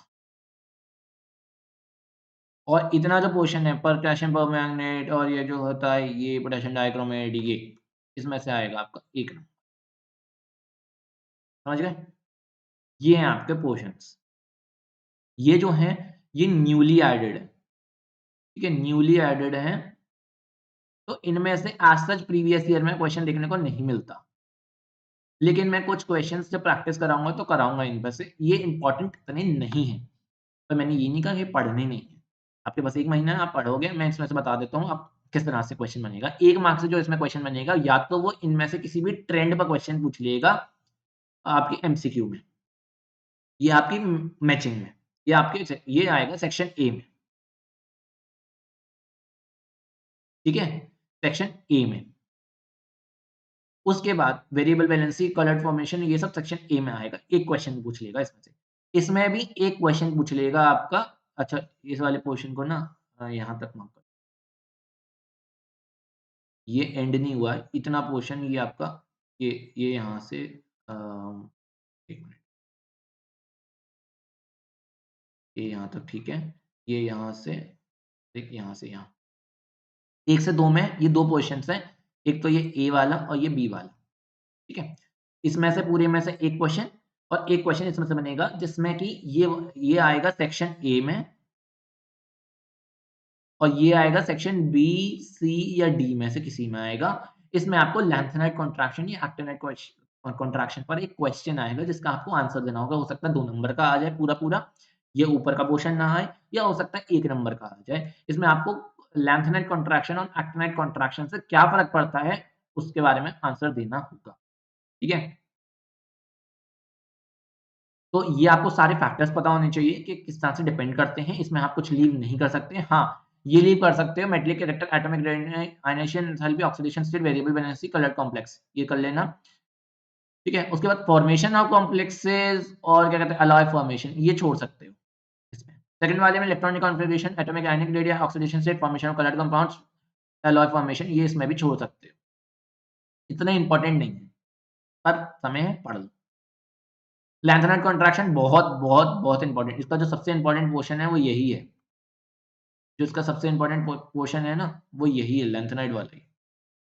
ये जो लैंथेनाइड वाला है, यही है इसका सबसे इम्पोर्टेंट पोर्शन और एक्टिनॉइड कॉन्ट्रैक्शन, ठीक है? ये सबसे इम्पोर्टेंट पोर्शन है इसका लैंथेनाइड कॉन्ट्रैक्शन, इसके बिना तो इसका पेपर बनता ही नहीं है, ठीक है? उसके बाद इस पोर्शन में बात करोगे जब पोटेशियम वाले में, तो अ,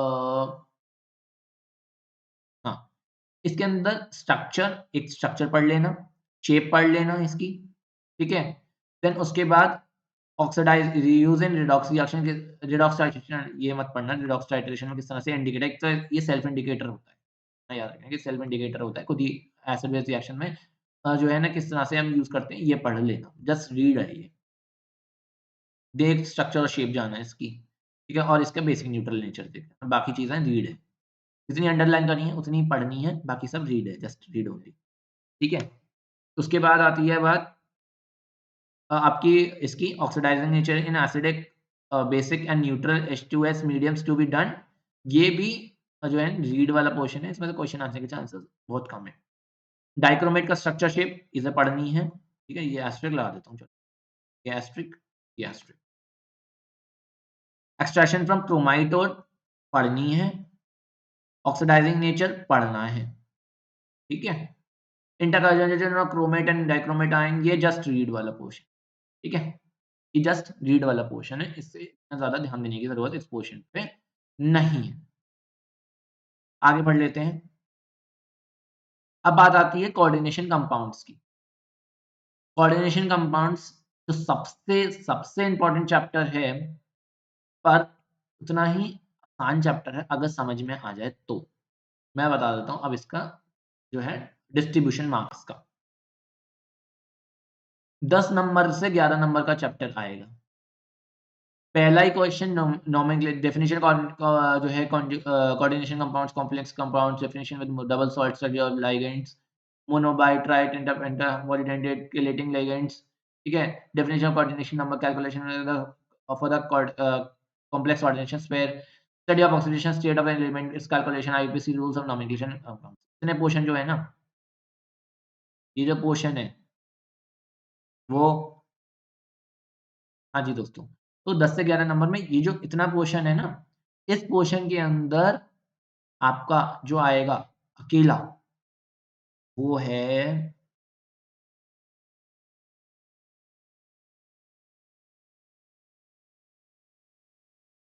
3 से 4 नंबर।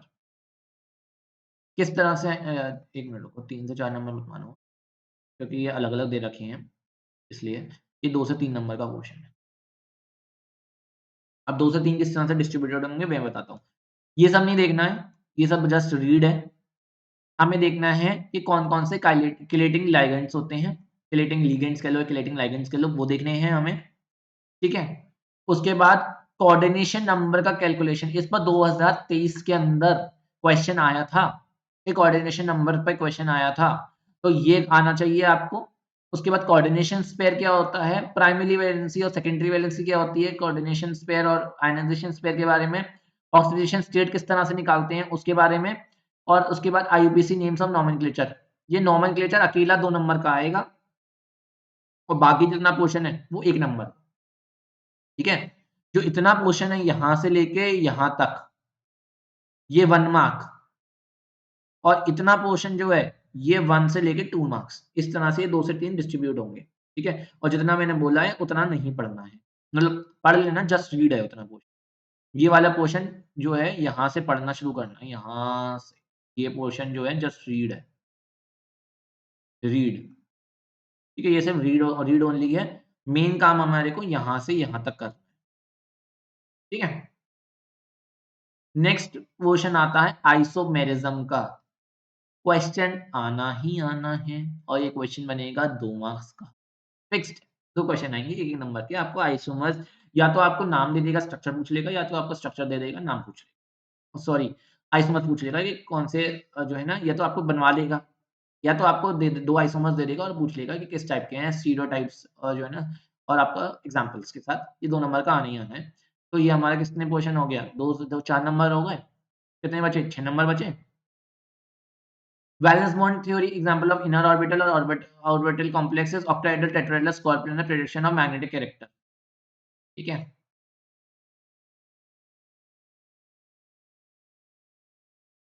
मार्क करो इसे।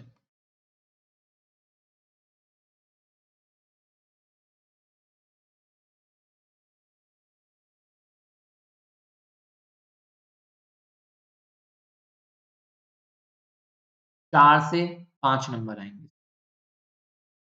4 से 5 नंबर का आएगा ये पोर्शन। मार्क कर लिया जाए इसे। 4 से 5 number and 4 to 5 marks is not a joke. किस तरह से आएगा वो मैं बता देता हूँ। वीबीटी के बेसिस पर इनर और आउटर ऑर्बिटल कॉम्प्लेक्स जो है निकलवाने आएँगे ही आएँगे। इसमें कोई दो राय नहीं है, कोई शॉर्टकट नहीं है, कोई मैं जादू की छड़ी नहीं घुमा सकता। अगर कोई कह रहा है कि हम तुम्हारे को इम्पोर्टेंट टॉपिक 10 टॉपिक का नाम लिख के बता देंगे, वो कर जाओ, तो वो बेवकूफ़ बना रहा है। ठीक है? इसमें से क्वेश्चन बनेगा ही बनेगा, कोऑर्डिनेशन कंपाउंड्स इसके बिना बनता ही नहीं है paper. High spin, low spin निकालवाने को बोल देगा उसमें, अब ये आएगा 3 नंबर का क्वेश्चन। हो सकता है 2 क्वेश्चन आ जाए 3-3 मार्क्स के। पहले बोलेगा इसमें से ये बताओ कि इनर ऑर्बिटल है क्या आउटर ऑर्बिटल कॉम्प्लेक्स है। सेकंड नंबर बोलेगा हाई स्पिन कॉम्प्लेक्स है या लो स्पिन कॉम्प्लेक्स है, और थर्ड बोलेगा इसका मोमेंट क्या है, मैग्नेटिक मोमेंट या डायमैग्नेटिक है या पैरामैग्नेटिक है। 3 क्वेश्चंस बनेंगे इसमें से, ये 3 मार्क का क्वेश्चन होगा ही होगा। ये 3 मार्क का क्वेश्चन होगा ही होगा, इतना जो पोर्शन है। और हाँ, उसके बाद ये तो रह ही गया।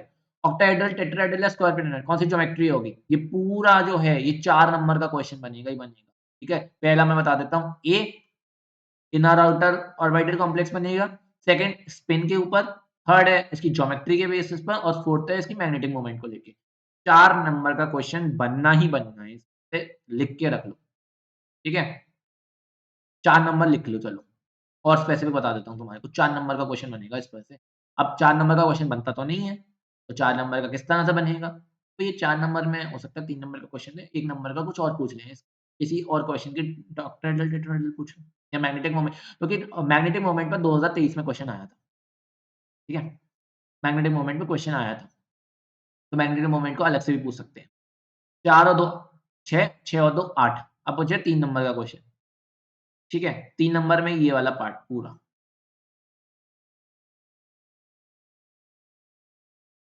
3 मार्क्स। या फिर एक काम करो, इस पोर्शन को ना कर लो तुम, ये वाले को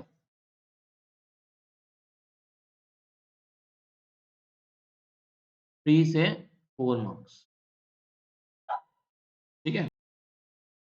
इसे कर लो 2 से 3,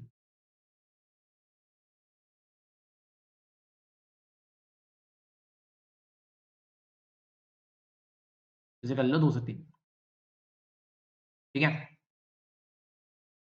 सीएफटी की splitting, explanation of colour and magnetic character,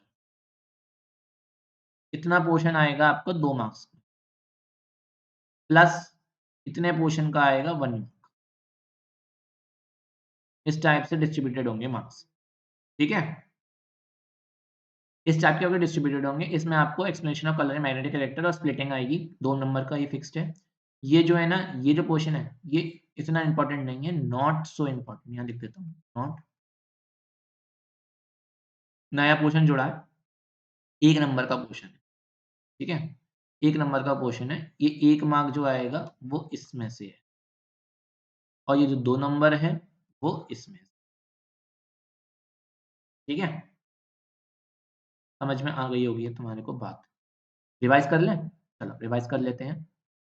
3 से 4 नंबर का ये वाला पोर्शन है। इसमें क्या आएगा? इसमें आएगा 1 नंबर में आएगा कैलकुलेशन आयनाइज़ेशन स्पेयर जो है कोऑर्डिनेशन स्पेयर किलेटिंग लिगेंड्स के बारे में और 2 से 3 नंबर में आएगा नोमेनक्लेचर, ठीक है? नोमेनक्लेचर 2 से 3 नंबर में आएगा नोमेनक्लेचर, ठीक है? और आइसोमेरिज्म वाले पर 2 क्वेश्चन आएँगे या फिर 1 क्वेश्चन 2 नंबर का आएगा, ठीक है? 4 नंबर में ये आएगा, इसमें 4 चीज़ें पूछ लेगा, इनर ऑर्बिटल है क्या आउटर ऑर्बिटल है, हाई स्पिन है, लो स्पिन है, ऑक्टाहेड्रल, टेट्राहेड्रल है, स्क्वायर प्लेनर है, मैग्नेटिक मोमेंट कैसा है, ठीक है? और 2 से 3 नंबर में ये आएगा जिसमें 2 नंबर में आएगी क्रिस्टल फ़ील्ड स्प्लिटिंग और 1 नंबर में आएगा आपका स्टेबिलिटी के बारे में। इस तरह से आपके 10 से 11 नंबर ये बन जाएँगे। चैप्टर को अच्छे से कर लेना, मैं भी कराऊँगा, अच्छे से कर लेना इसे। इस तरह से हमारी इनऑर्गेनिक केमिस्ट्री भी समाप्त हो गई। We have finished with our inorganic chemistry as well as physical chemistry. Now moving on into the organic chemistry, where I have told you the topic-wise weightage in the sessions already. मैं sessions में बता दिया था आपको किस तरह से weightage रहेगा और क्वेश्चंस भी करा दिए थे उसके बेसिस पर। चल हम कर लेते हैं, अगर बच्चों ने सेशंस नहीं देखे हों उसके लिए हम कर लेते हैं, ठीक है? पहले कर लेते हैं हैलोकेन्स और हैलोजेन्स का। कितना वेटेज बताया था मैंने 6 नंबर। अब यार देखो 6 नंबर है ना, तो ये 6 नंबर का तुम ना लकीर के फ़कीर मत बनना, है ना? बिल्कुल स्टिक मत रहना कि 6 नंबर है, 6 नंबर का तो आया नहीं, इनकी वीडियो को डिसलाइक कर दो, चैनल को अनसब्सक्राइब कर दो। मैं कर लेना, अरे you are the master of your own opinions. But मैं तुम्हें बता देता हूँ कि 6 नंबर ना ये एक्चुअली ना 3 नंबर तक का ही मिक्स्ड आता है, वो अकेला आएगा। बाकी सब जो है ना ये सारे पैराग्राफ और उन सब में आए। ऑर्गेनिक केमिस्ट्री के बारे में यही दिक्कत है कि वो मिक्स्ड आती है। अगर मैं 31 नंबर का पेपर कह रहा हूँ, तो 31 नंबर में तुम्हारे को अराउंड 12 12 से 14 नंबर ये आपको मिक्स्ड पेपर मिलेगा। मिक्स्ड पेपर मिलेगा 12 से 14 नंबर का। तो ये मत सोचना कि इनने बताई थी कि ऐसा कैसे हो गया। 12 से 14 का मिक्स्ड पेपर बनेगा और आपका 17 से 19 नंबर का इंडिविजुअल बेस पेपर आएगा, individual chapter based, individual chapter आएँगे, ठीक है? 17 से 19 इंडिविजुअल चैप्टर आएँगे जिसमें कि 4 नंबर का तो आपका बायोमोलेक्यूल्स इंडिविजुअल है ही है। 4 नंबर का तो बायोमोलेक्यूल्स इंडिविजुअल है ही है। बाकी कितने बचे? 13, 13 से 14 नंबर, 13 से 15 नंबर, 13 से 15 नंबर के आपके 4 चैप्टर्स, 4 चैप्टर्स आएँगे इंडिविजुअल बेसिस पे, ठीक है? बाकी के 4 नंबर्स का बायोमोलेक्यूल्स हो गया, बायोमोलेक्यूल्स, बायोमोलेक्यूल हो गया और आपके 17 से 19 मार्क्स के क्या कहते हैं इंडिविजुअल 17 से 19 हटा दो इसे। ये इंडिविजुअल हो गए इसमें 4 नंबर का बायोमेडिकल 13 से 15 के ये 4 चैप्टर और बाकी 12 से 14 का मिक्स्ड। इसमें 12 से 14 में मान लो कि आपके आएँगे 6 मार्क्स के पैराग्राफ बेस्ड क्वेश्चन्स, पैरा के क्वेश्चन्स। देन आपके ये मानो कि 4 नंबर के आएँगे आपके कन्वर्जेंस, ठीक है? एंड आपके 2 मार्क्स की आएगी वो एरो क्वेश्चन्स, एरो, ठीक है? 2 मार्क्स के आएँगे एरो क्वेश्चन्स। तो इस तरह से 12 से 14 का डिस्ट्रीब्यूशन होगा। 6 मार्क्स के पैराग्राफ बेस्ड क्वेश्चन्स जिसमें 2 3-3 नंबर के 2 पैराग्राफ दे रखे होंगे। Write the equations involved, write the name of the reaction और राइट द मैकेनिज्म और या फिर identify the product ABC and write the reactions involved या write the name of the reaction या write the mechanism of the reaction. 4 number के conversion आएँगे जिसमें हमारे को कन्वर्ट करना होता है और नाम रिएक्शन का नाम-वाम नहीं पूछते हैं उसमें, तो कन्वर्ट करना होता है। और एरो 2 मार्क्स के एरो बेस्ड क्वेश्चन 1-1 नंबर के जिसमें एरो दिए होंगे और एरो में से पूछ लेंगे कि एबीसीडी बता दो। ठीक है? ये कभी-कभार ये मिक्स होके भी आ जाते हैं। कभी-कभार जो है एरो बेस्ड क्वेश्चन्स और पैरा बेस्ड क्वेश्चन्स एक ही रह जाता है और ये 2 मार्क के आ जाता है, एरो बेस्ड क्वेश्चन्स 2-2 मार्क के भी आ जाते हैं। तो ये डिपेंड करता है, इट डिपेंड्स। ठीक है? ये डिपेंड करता है, ये कितने नंबर का आता है, ये चीज़ डिपेंड करती है। समझ में आई? चलो जी, अब बचे कितने मार्क्स? हमारे बचे 12 मार्क्स मैंने यहाँ हटा दिए तो 31 में से 12 गए तो कितने बचे? 19? 19 मार्क्स बचे? 19 में से 4 मैंने बायोमोलिक्यूल्स के निकाल दिए, तो कितने बचे? 15 नंबर बचे। 15 नंबर का डिस्ट्रीब्यूशन देख लें? 15 नंबर का डिस्ट्रीब्यूशन देख लेते हैं, कहाँ से होगा? ऑलरेडी ऑल्दो मैंने यहाँ पे 6 मार्क्स का डिस्ट्रीब्यूशन दे रहा हूँ मैं, तो मैं तुम्हारे को 15 नंबर के हिसाब से भी बताऊँगा कि किस तरह से इस चैप्टर में से डिस्ट्रीब्यूशन रहेगा, और वैसे भी बता दूँगा तुम्हारे को। मतलब अगर 15 न अगर हमारे को 6 मार्क्स अकेले इसके लेने हैं वैसे भी, और कंबाइंड में भी बता, ठीक है? दोनों दोनों तरह से बता दूँगा, sorry. Nature of CX bond, naming of halogen derivatives using combination IUPAC names, preparation of halogens. इतना पोर्शन सिर्फ read. Preparation of haloalkanes 1 mark, ठीक है? इसमें सबसे इंपॉर्टेंट प्रिपरेशन बता देता हूँ। ये वाली प्रिपरेशन कर लेना है। ये वाली प्रिपरेशन आएगी काम, ये प्रिपरेशन आएगी कन्वर्जेंस में। ये प्रिपरेशन आएगी कन्वर्जेंस में। ये आएगी डायरेक्ट, डायरेक्ट पूछी जाती है ये। ये पूछी जाएगी हर्ट्ज़ का reaction direct, name the reaction में पूछी जाती है। फिजिकल प्रॉपर्टीज, इसमें फिजिकल प्रॉपर्टीज में कर लेना तुम इसके बॉइलिंग पॉइंट और सॉल्युबिलिटी, ये आएंगे सेक्शन ए में, डायरेक्ट, डायरेक्ट। केमिकल प्रॉपर्टीज में nucleophilic substitution reaction SN1 SN2, primary secondary tertiary halides, ये पूछे जाते हैं सेक्शन ए में, direct.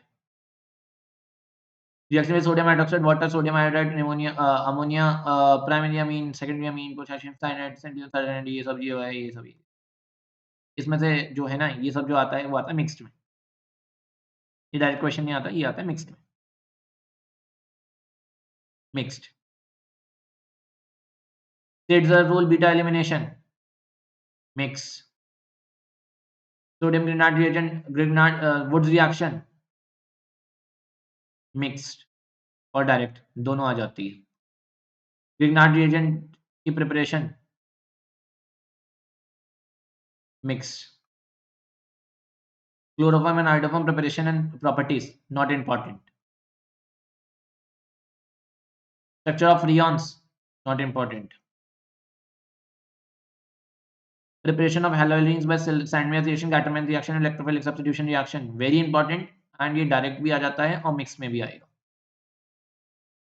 Physical properties, again boiling point, solubility, direct. Electrophilic reactions, direct. Nucleophilic reactions, mixed. Reduction to benzene Wurtz reaction, ये तीनों direct, ठीक है? Direct.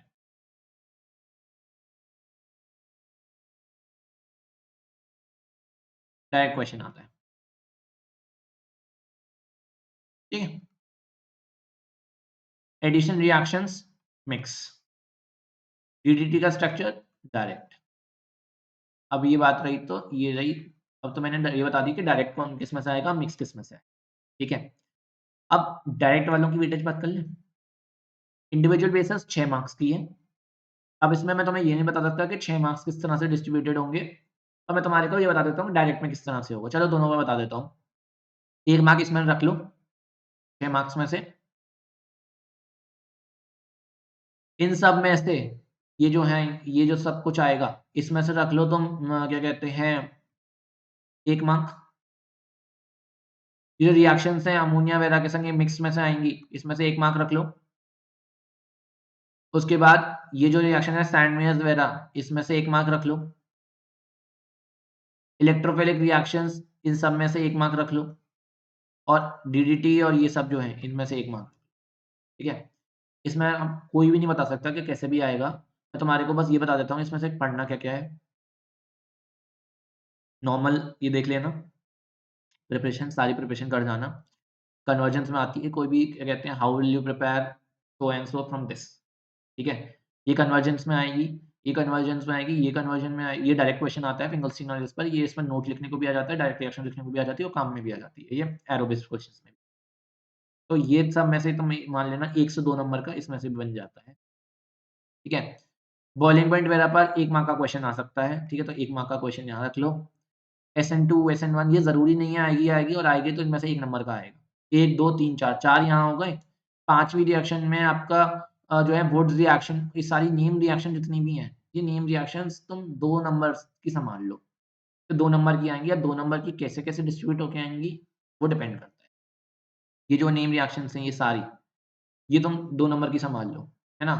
उसके बाद ये बॉइलिंग पॉइंट, अब इसका जो 1 नंबर रखा है सेंटमेयर का और इसका जो रखा है, ये यहाँ का, ये दोनों जुड़े हुए हैं, ठीक है?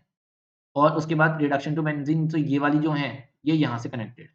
ये और ये एक ही है, ये वाली, हाँ गई, ये वाली। ये दोनों एक ही कनेक्टेड हैं, इसे 1 मार्क में ही रखो। इसे 1 मार्क में ही रखो कि ये दोनों कनेक्टेड हैं। आ गई समझ में? ये और ये, डिपेंड करेगा इसमें किस तरह से आएँगी। और फिर ये, अब इसमें से इम्पोर्टेंट क्या-क्या पढ़ना है, वो बता देता हूँ तुम्हारे को। नेम डिस्ट्रीब्यूशन तो हो गया, प्रिपरेशन सारी पढ़नी है, ठीक है? सारी इम्पोर्टेंट है। एस्टेरिस्क लगा देता हूँ ना मैं इम्पोर्टेंट वाली में, देखो एस्टेरिस्क लगा दिए। इसमें से बॉइलिंग पॉइंट इम्पोर्टेंट है और सॉल्युबिलिटी इम्पोर्टेंट है।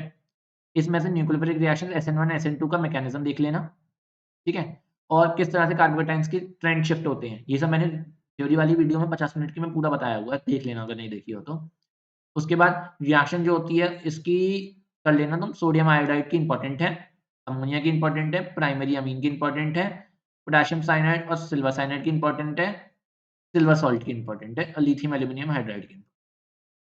ये रिएक्शंस इम्पोर्टेंट है। सेड्स रूल इम्पोर्टेंट है। वुड्स रिएक्शन और ग्रिग्नार्ड की रिएक्शन इम्पोर्टेंट है, ठीक है? और फ्रीऑन्स और क्लोरोफॉर्म इम्पोर्टेंट नहीं है। सैंडमेयर और गैटरमैन ये इम्पोर्टेंट है। इसमें भी बॉइलिंग पॉइंट और मेल्टिंग पॉइंट, बॉइलिंग पॉइंट और सॉल्युबिलिटी इम्पोर्टेंट है। इलेक्ट्रोफिलिक में chlorination, nitration, sulphonation important. Nucleophilic में किस तरह से रिप्लेस होता है important. Reduction to benzene, Wurtz और फेडिक, ये तीनों ही इम्पोर्टेंट। उसके बाद क्या कहते हैं, बाकी ये दोनों नॉट सो इम्पोर्टेंट, ठीक है? बाकी ये दोनों जो हैं, ये नॉट सो इम्पोर्टेंट। इतना पोर्शन जो है, ये नॉट सो इम्पोर्टेंट, ठीक है? इम्पोर्टेंट नहीं है। ओके, नेक्स्ट आगे बात कर लें। तो हम लोगों ने करना था 13 से 15 नंबर का। तो इस अकेले चैप्टर को मान लो कि ये चैप्टर जो है, ये आपका 3 से 4 नंबर में आ जाएगा डायरेक्ट में। बाकी आपका 2 से 3 नंबर का इनडायरेक्ट मिक्स्ड, ठीक है? नेक्स्ट आगे मूव कर लेते हैं अल्कोहल्स, फिनोल्स एंड ईथर्स पे। ये चैप्टर भी आपका 6 नंबर का है। 3 से 4 मार्क का डायरेक्ट आएगा और 2 मार्क का इनडायरेक्ट, ठीक है? मिक्स्ड में। डिस्कस कर लेते हैं? चलो कर लेते हैं। क्लासिफिकेशन जनरल रीड करने का है, डिफरेंशिएट करना स्ट्रक्चर, फिजिकल प्रॉपर्टीज और केमिकल प्रॉपर्टीज पर जस्ट रीड करने का है ये। मेथड्स ऑफ प्रिपरेशन में ये सारे के सारे मेथड्स जो हैं, इतना जो पोर्शन है, ये पोर्शन आएगा 1 मार्क, ठीक है? 1 मार्क में हाइड्रेशन ऑफ एल्कीन्स जो होती है ये सब, और हाइड्रोजन ऑक्सीडेशन ये डायरेक्ट डायरेक्ट आएगा यहाँ से। हाइड्रेशन ऑफ एल्कीन्स डायरेक्ट और मिक्स दोनों में आएगी। हाइड्रोबोरेशन जो होगा वो आपका डायरेक्ट में आएगा। ग्रिग्नार्ड रिएजेंट जो आपका मिक्स में आएगा। हाइड्रोलिसिस आपकी मिक्स में आएगी। रिडक्शन ऑफ कार्बनिक कंपाउंड द प्राइमरी अमीन ये भी आपका मिक्स में आएगा। ये बॉश प्रोसेस, फर्मेंटेशन वगैरह ये जो चीज़ें हैं ये नॉट इम्पोर्टेंट, ठीक है? Not important. नेक्स्ट है आपका, अच्छा इसमें से चलो साथ में वो तो बता दूँ।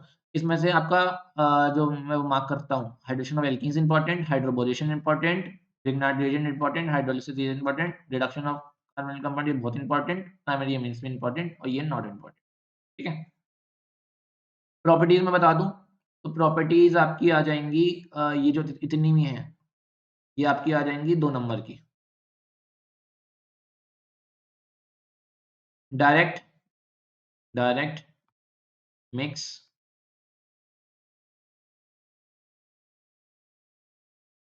ये पोर्शन पूरा मिक्स, ठीक है?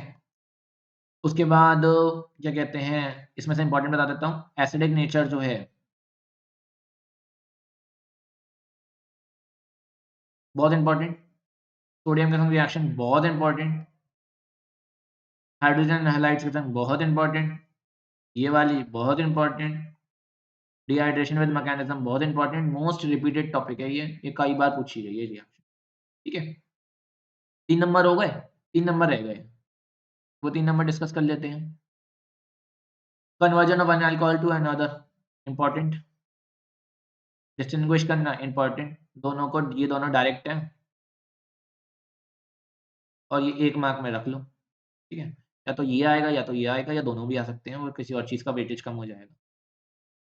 4 हो गए, 2 नंबर आपके फिनोल्स में हो गए और ईथर्स के हो गए। किस तरह से हो गए? डाउज़ इन प्रोसेस बहुत इंपॉर्टेंट, मैन्युफैक्चर में से आपका एक क्वेश्चन आएगा। फिजिकल प्रॉपर्टीज़ इसकी ज़्यादातर आती नहीं है, रीज़निंग में मिक्स आती है। रीज़न रीज़न आता है आपका मिक्स।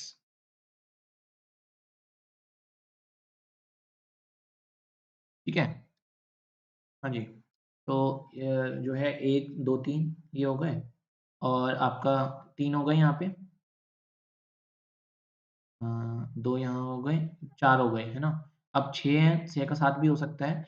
यहाँ पर ये जो पूरा पोर्शन है ना, ये पूरे पोर्शन में से, ये पोर्शन है आपका 2 मार्क्स का और ये पोर्शन ये पूरा, ये दोनों को इंक्लूड करके 2 मार्क्स का है। इंडिविजुअल बेसिस पे बता रहा हूँ, डायरेक्ट में बता नहीं रहा हूँ मैं, ठीक है?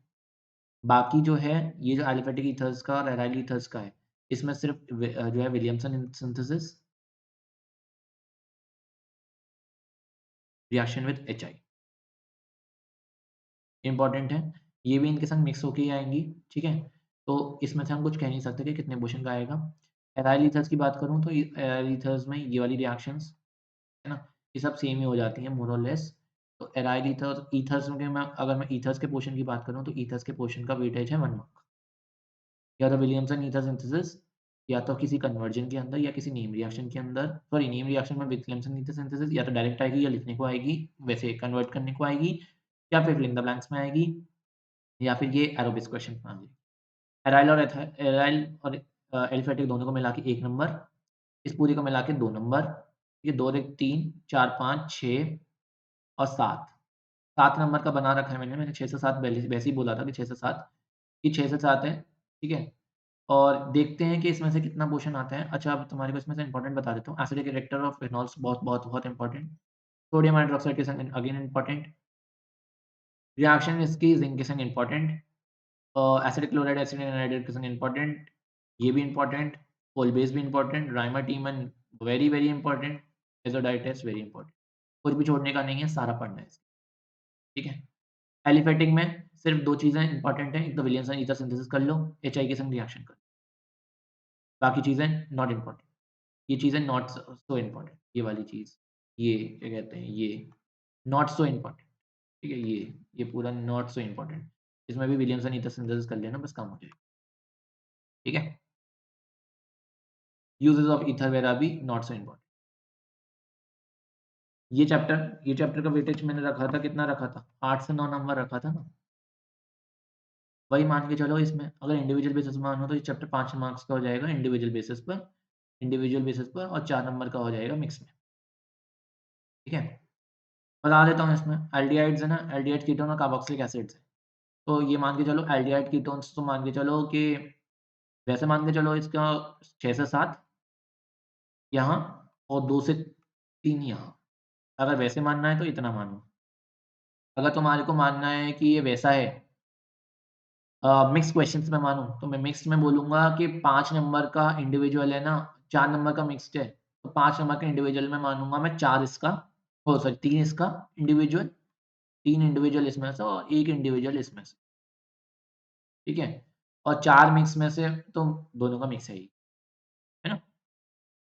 तो इंडिविजुअल बेसिस पर इसके 3 नंबर की वैल्यू है। अब इसमें प्रिपरेशन जो है ना, ये सारी प्रिपरेशंस हैं। बताता हूँ अभी कौन-सी इम्पोर्टेंट है। इसमें से मान 2 नंबर मान लो, बाकी 6 से 7 में क्या कहते हैं, आपका फिज़िकल प्रॉपर्टीज़ और केमिकल केमिकल प्रॉपर्टीज़ जो भी हैं, इस जितनी भी हैं, इसमें से 2 नंबर मान लो। टेस्ट में से 1 नंबर मान लो। 5 हो गए? बेंज़ल्डिहाइड के बारे में अगर मैं बात करूँ अकेले बेंज़ल्डिहाइड की, तो बेंज़ल्डिहाइड के पूरे को इसमें बेंज़ोइन, परकेन इन सबको मिलाना है। 5 हो गए, ये इसको मान लो क्या कहते हैं 6 नंबर यहाँ से, 1 नंबर यहाँ से, 6 हो गए, ठीक है? ठीक है? 2, 2, 4, 5, 6 और यहाँ से 2 से 3 नंबर। 2 से 3 में जो है ना, एक तो इसकी प्रिपरेशन में से 1 नंबर की preparation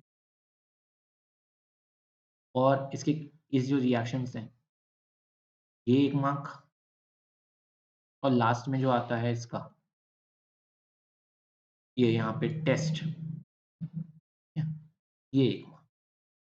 not so important, test waste ऐसे नहीं पूछे जाते। बस इसका आपको ये याद रखना है ना डिस्टिंग्विश करना है, तो इसके लिए आप वो कर लेते हैं, आपकी कार्बन डाइऑक्साइड डिप्लेट हो जाती है बाइकार्बोनेट।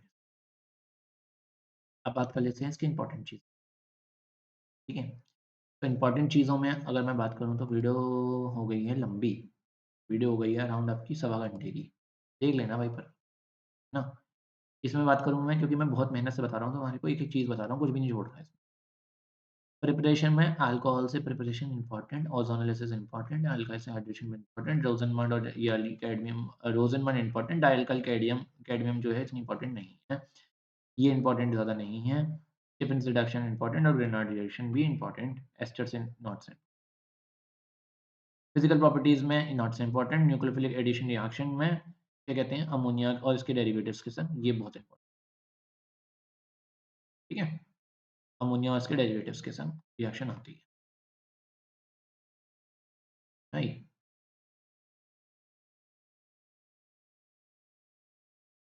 उसके बाद ऑक्सीडेशन रिएक्शन, आयोडोफॉर्म रिएक्शन, है ना? Reduction to alcohols and alkane, Clemmensen reduction बहुत important, oxidation reaction, iodoform reaction again very very important, Clemmensen, Wolff Kishner, red phosphorus and HI again very very important. उसके बाद aldol, Cannizzaro, cross aldol very very important. Test very very important, uses आपको, ठीक है? उसके बाद बात करें अगर तो एरोमेटिक वाले की, तो क्रोमाइल क्लोराइड से रिएक्शन इंपॉर्टेंट है। इसमें बात करें तो ये वही हाइड्रॉक्सिल अमीनो फिनाइल हाइड्रोजन ये इंपॉर्टेंट है। बेंज़ोइन और परकिन इंपॉर्टेंट है। कैनिज़ारो रिएक्शन इंपॉर्टेंट है, इसकी कैनिज़ारो रिएक्शन आएगी, ठीक है? उसके बाद टेस्ट जो होते हैं एरोमेटिक और एलिफैटिक ये इंपॉर्टेंट, ये तो सब ये छोड़ देना, ठीक है? और ये भी छोड़ सकते हो, ये भी छोड़ सकते हो, है ना? नहीं, ये मतलब ये तो कन मिक्स में ही आ जाएगा ना ये तो। और उसके बाद कार्बोक्सिलिक एसिड में बात करूँ, कार्बोक्सिलिक एसिड के अंदर प्रिपरेशन जो होती है अल्कोहल एल्डिहाइड से, ये जो होती है ये नाइट्राइल से और ग्रेनाड रिएजेंट से, तीनों ही इंपॉर्टेंट है। केमिकल प्रॉपर्टीज़ में एसिडिक नेचर इंपॉर्टेंट है, वेरी वेरी इंपॉर्टेंट बोलूँगा मैं तो SIR, SIP, not so important, acid derivative not so important, decarboxylation important, ठीक है? HVZ रिएक्शन है अगली, HVZ reaction important, substitution and Meta substituents ये इम्पोर्टेंट, ये again not so important, 1 mark. अब इंडिविजुअल और डायरेक्ट की बात कर लें, कि इंडिविजुअल क्वेश्चन कहाँ से और डायरेक्ट क्वेश्चन कहाँ से। ये पूरा जो आएगा वो जो है आएगा आपका इंडिविजुअल में भी और मिक्स में भी, ठीक है? ये पूरा आपका इंडिविजुअल में भी, मिक्स में भी, ये आपका कहते हैं इंडिविजुअल क्वेश्चन आएगा, ये आपका इंडिविजुअल क्वेश्चन आएगा, ये आपका इंडिविजुअल क्वेश्चन आएगा, ये आपका इंडिविजुअल क्वेश्चन आएगा, ये आपका में आएगा, ये आपका इंडिविजुअल क्वेश्चन आएगा, ये आपका मिक्स में आएगा और ये वाला बचा हुआ क्वेश्चन जो आता है आपका ये वाला, ये आपका इंडिविजुअल में भी आएगा, मिक्स में भी, ठीक है? उसके बाद आ गए nitrogen containing compounds. Nitrogen containing compounds की जो है वेटेज जो है वो 7 से 8 नंबर है। ये मैं बता देता हूँ किस टाइप की रहेगी। 7 से 8 नंबर में आपका जो है ना इसमें ज़्यादा नहीं है नेम रिएक्शंस का। 3 से 4 नंबर का इंडिविजुअल, 3 से 4 का मिक्स। ठीक है। उसके बाद मैं बता देता हूँ, इस वाला जो क्वेश्चन है आपका, ये गेब्रियल थालेमर सिंथेसिस और ये सब जो है, ये आपका रहेगा 3 नंबर का, सॉरी 3 ज़्यादा बोल दिया मैंने। ये आपका रहेगा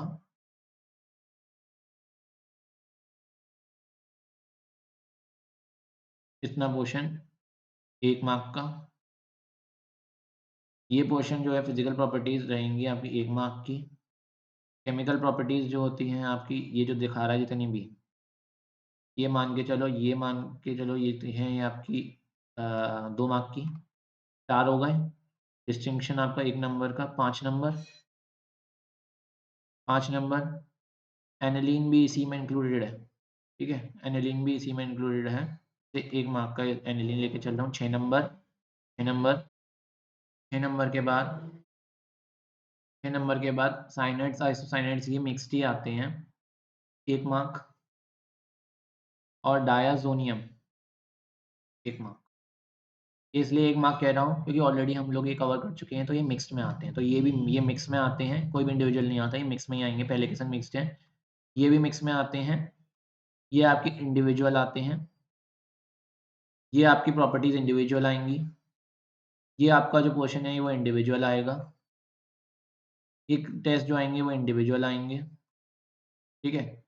और ये आपकी जो है यहाँ पे एनालिन की, ये आपकी मिक्स्ड और इंडिविजुअल दोनों में है, ठीक है?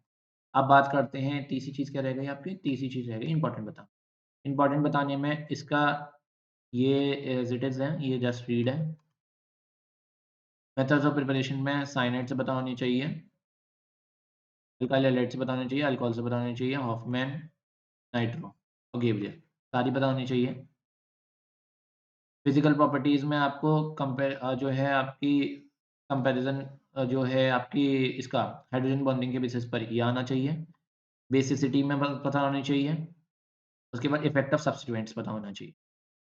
अल्काइलेशन, एसिलेशन पता होना चाहिए, रिएक्शन में नाइट्रस एसिड, कार्बोनिल अमीन रिएक्शन और टेस्ट। ये सारा आएगा।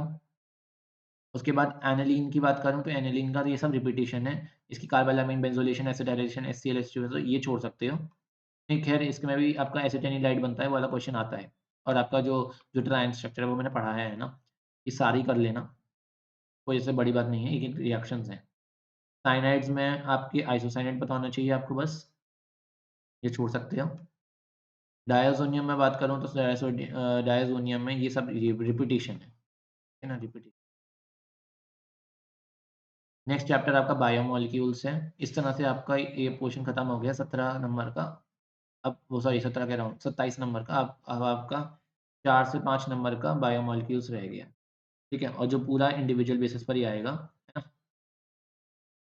बायोमॉलिक्यूल्स, बायोमॉलिक्यूल्स के अंदर कार्बोहाइड्रेट्स आ गए। कार्बोहाइड्रेट्स के अंदर आपका क्लासिफिकेशन, मोनोहाइड्रेट्स, ग्लूकोज, फ्रक्टोज, ओलिगोसैकेराइड्स, ये पूरा पोर्शन जो है, ये पोर्शन पूरा ही 1 नंबर का है, ठीक है? पूरा पोर्शन 1 नंबर का है। क्यों? रीज़न बीइंग कि आपका, चलो मैं एक तरह से यहाँ पर छोड़ो, मैं वहाँ से बता देता हूँ, हाँ। जो मेन आपका सिलेबस लिखा रहता है वहाँ से बता देता हूँ। ये वाले को लीव कर लेते हैं। देखो, एस्टेब्लिशमेंट दिख रहा होगा आपको आई होप। यहाँ पर देखो, यहाँ पे ये पूरा पोर्शन 1 मार्क का है।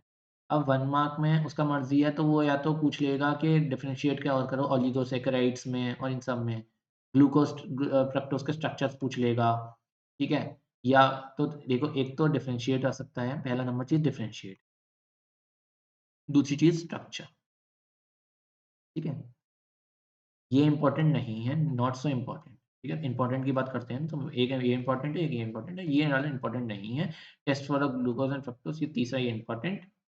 ग्लाइकोसिडिक लिंकेज होता है, बस ये पता होना चाहिए और इसके एग्ज़ाम्पल्स क्या होते हैं, बस ये पता होना चाहिए। ये पता होना चाहिए।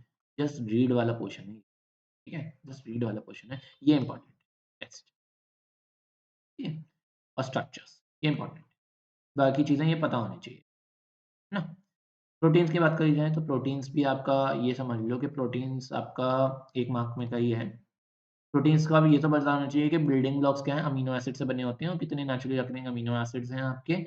इनका ज़्वेटर फॉर्म किस तरह से होती है, इस पर क्वेश्चन आ सकता है। आइसोइलेक्ट्रिक पॉइंट क्या होता है, इसी डेफिनिशन पर क्वेश्चन आ सकता है। तो ये एक तो अमीनो एसिड से बने होते हैं, कितने अमीनो एसिड होता है उनका नंबर, नेचुरली अकरिंग का, फिर उसके बाद ज़ेब्राइन क्या होता है, आइसोइलेक्ट्रिक पॉइंट क्या होता है।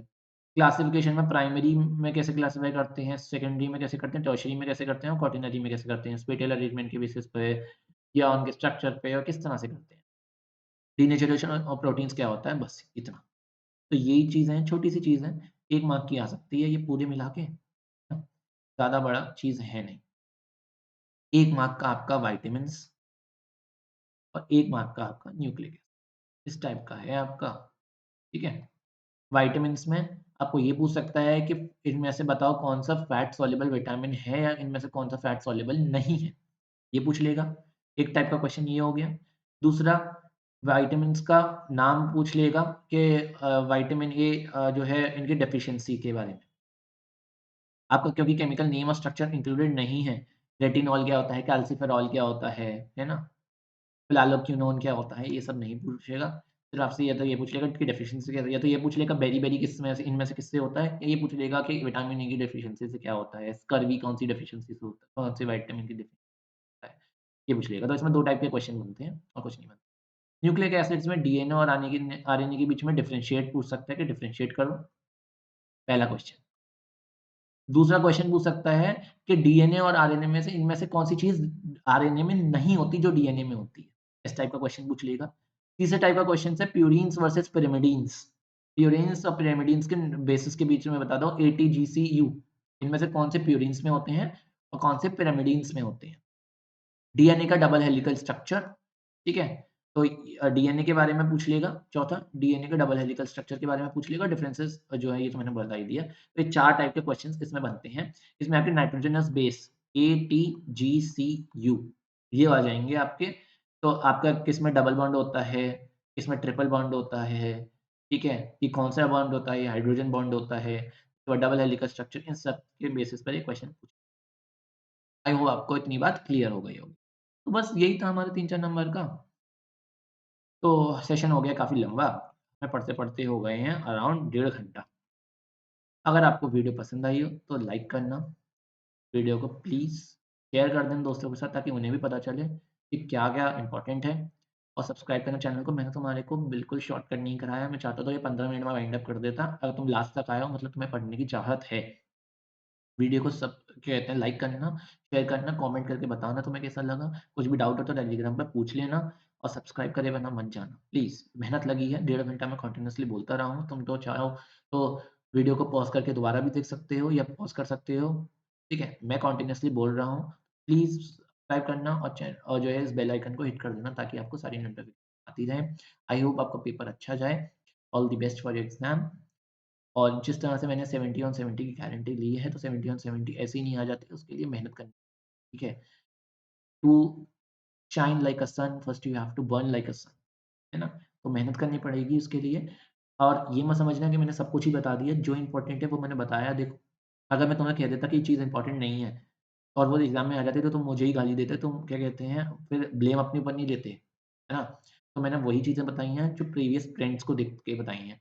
तो मैंने ये भी बता दिया कि इस साल पिछले साल में ये पूछा गया है, तो इस साल में ये नहीं आएगा। तो उस बेसिस पे मैंने तुम्हें बता दिया है। तो इसी हिसाब से मेहनत करना। Thank you very much, goodbye. मिलते हैं अगले सेशन में।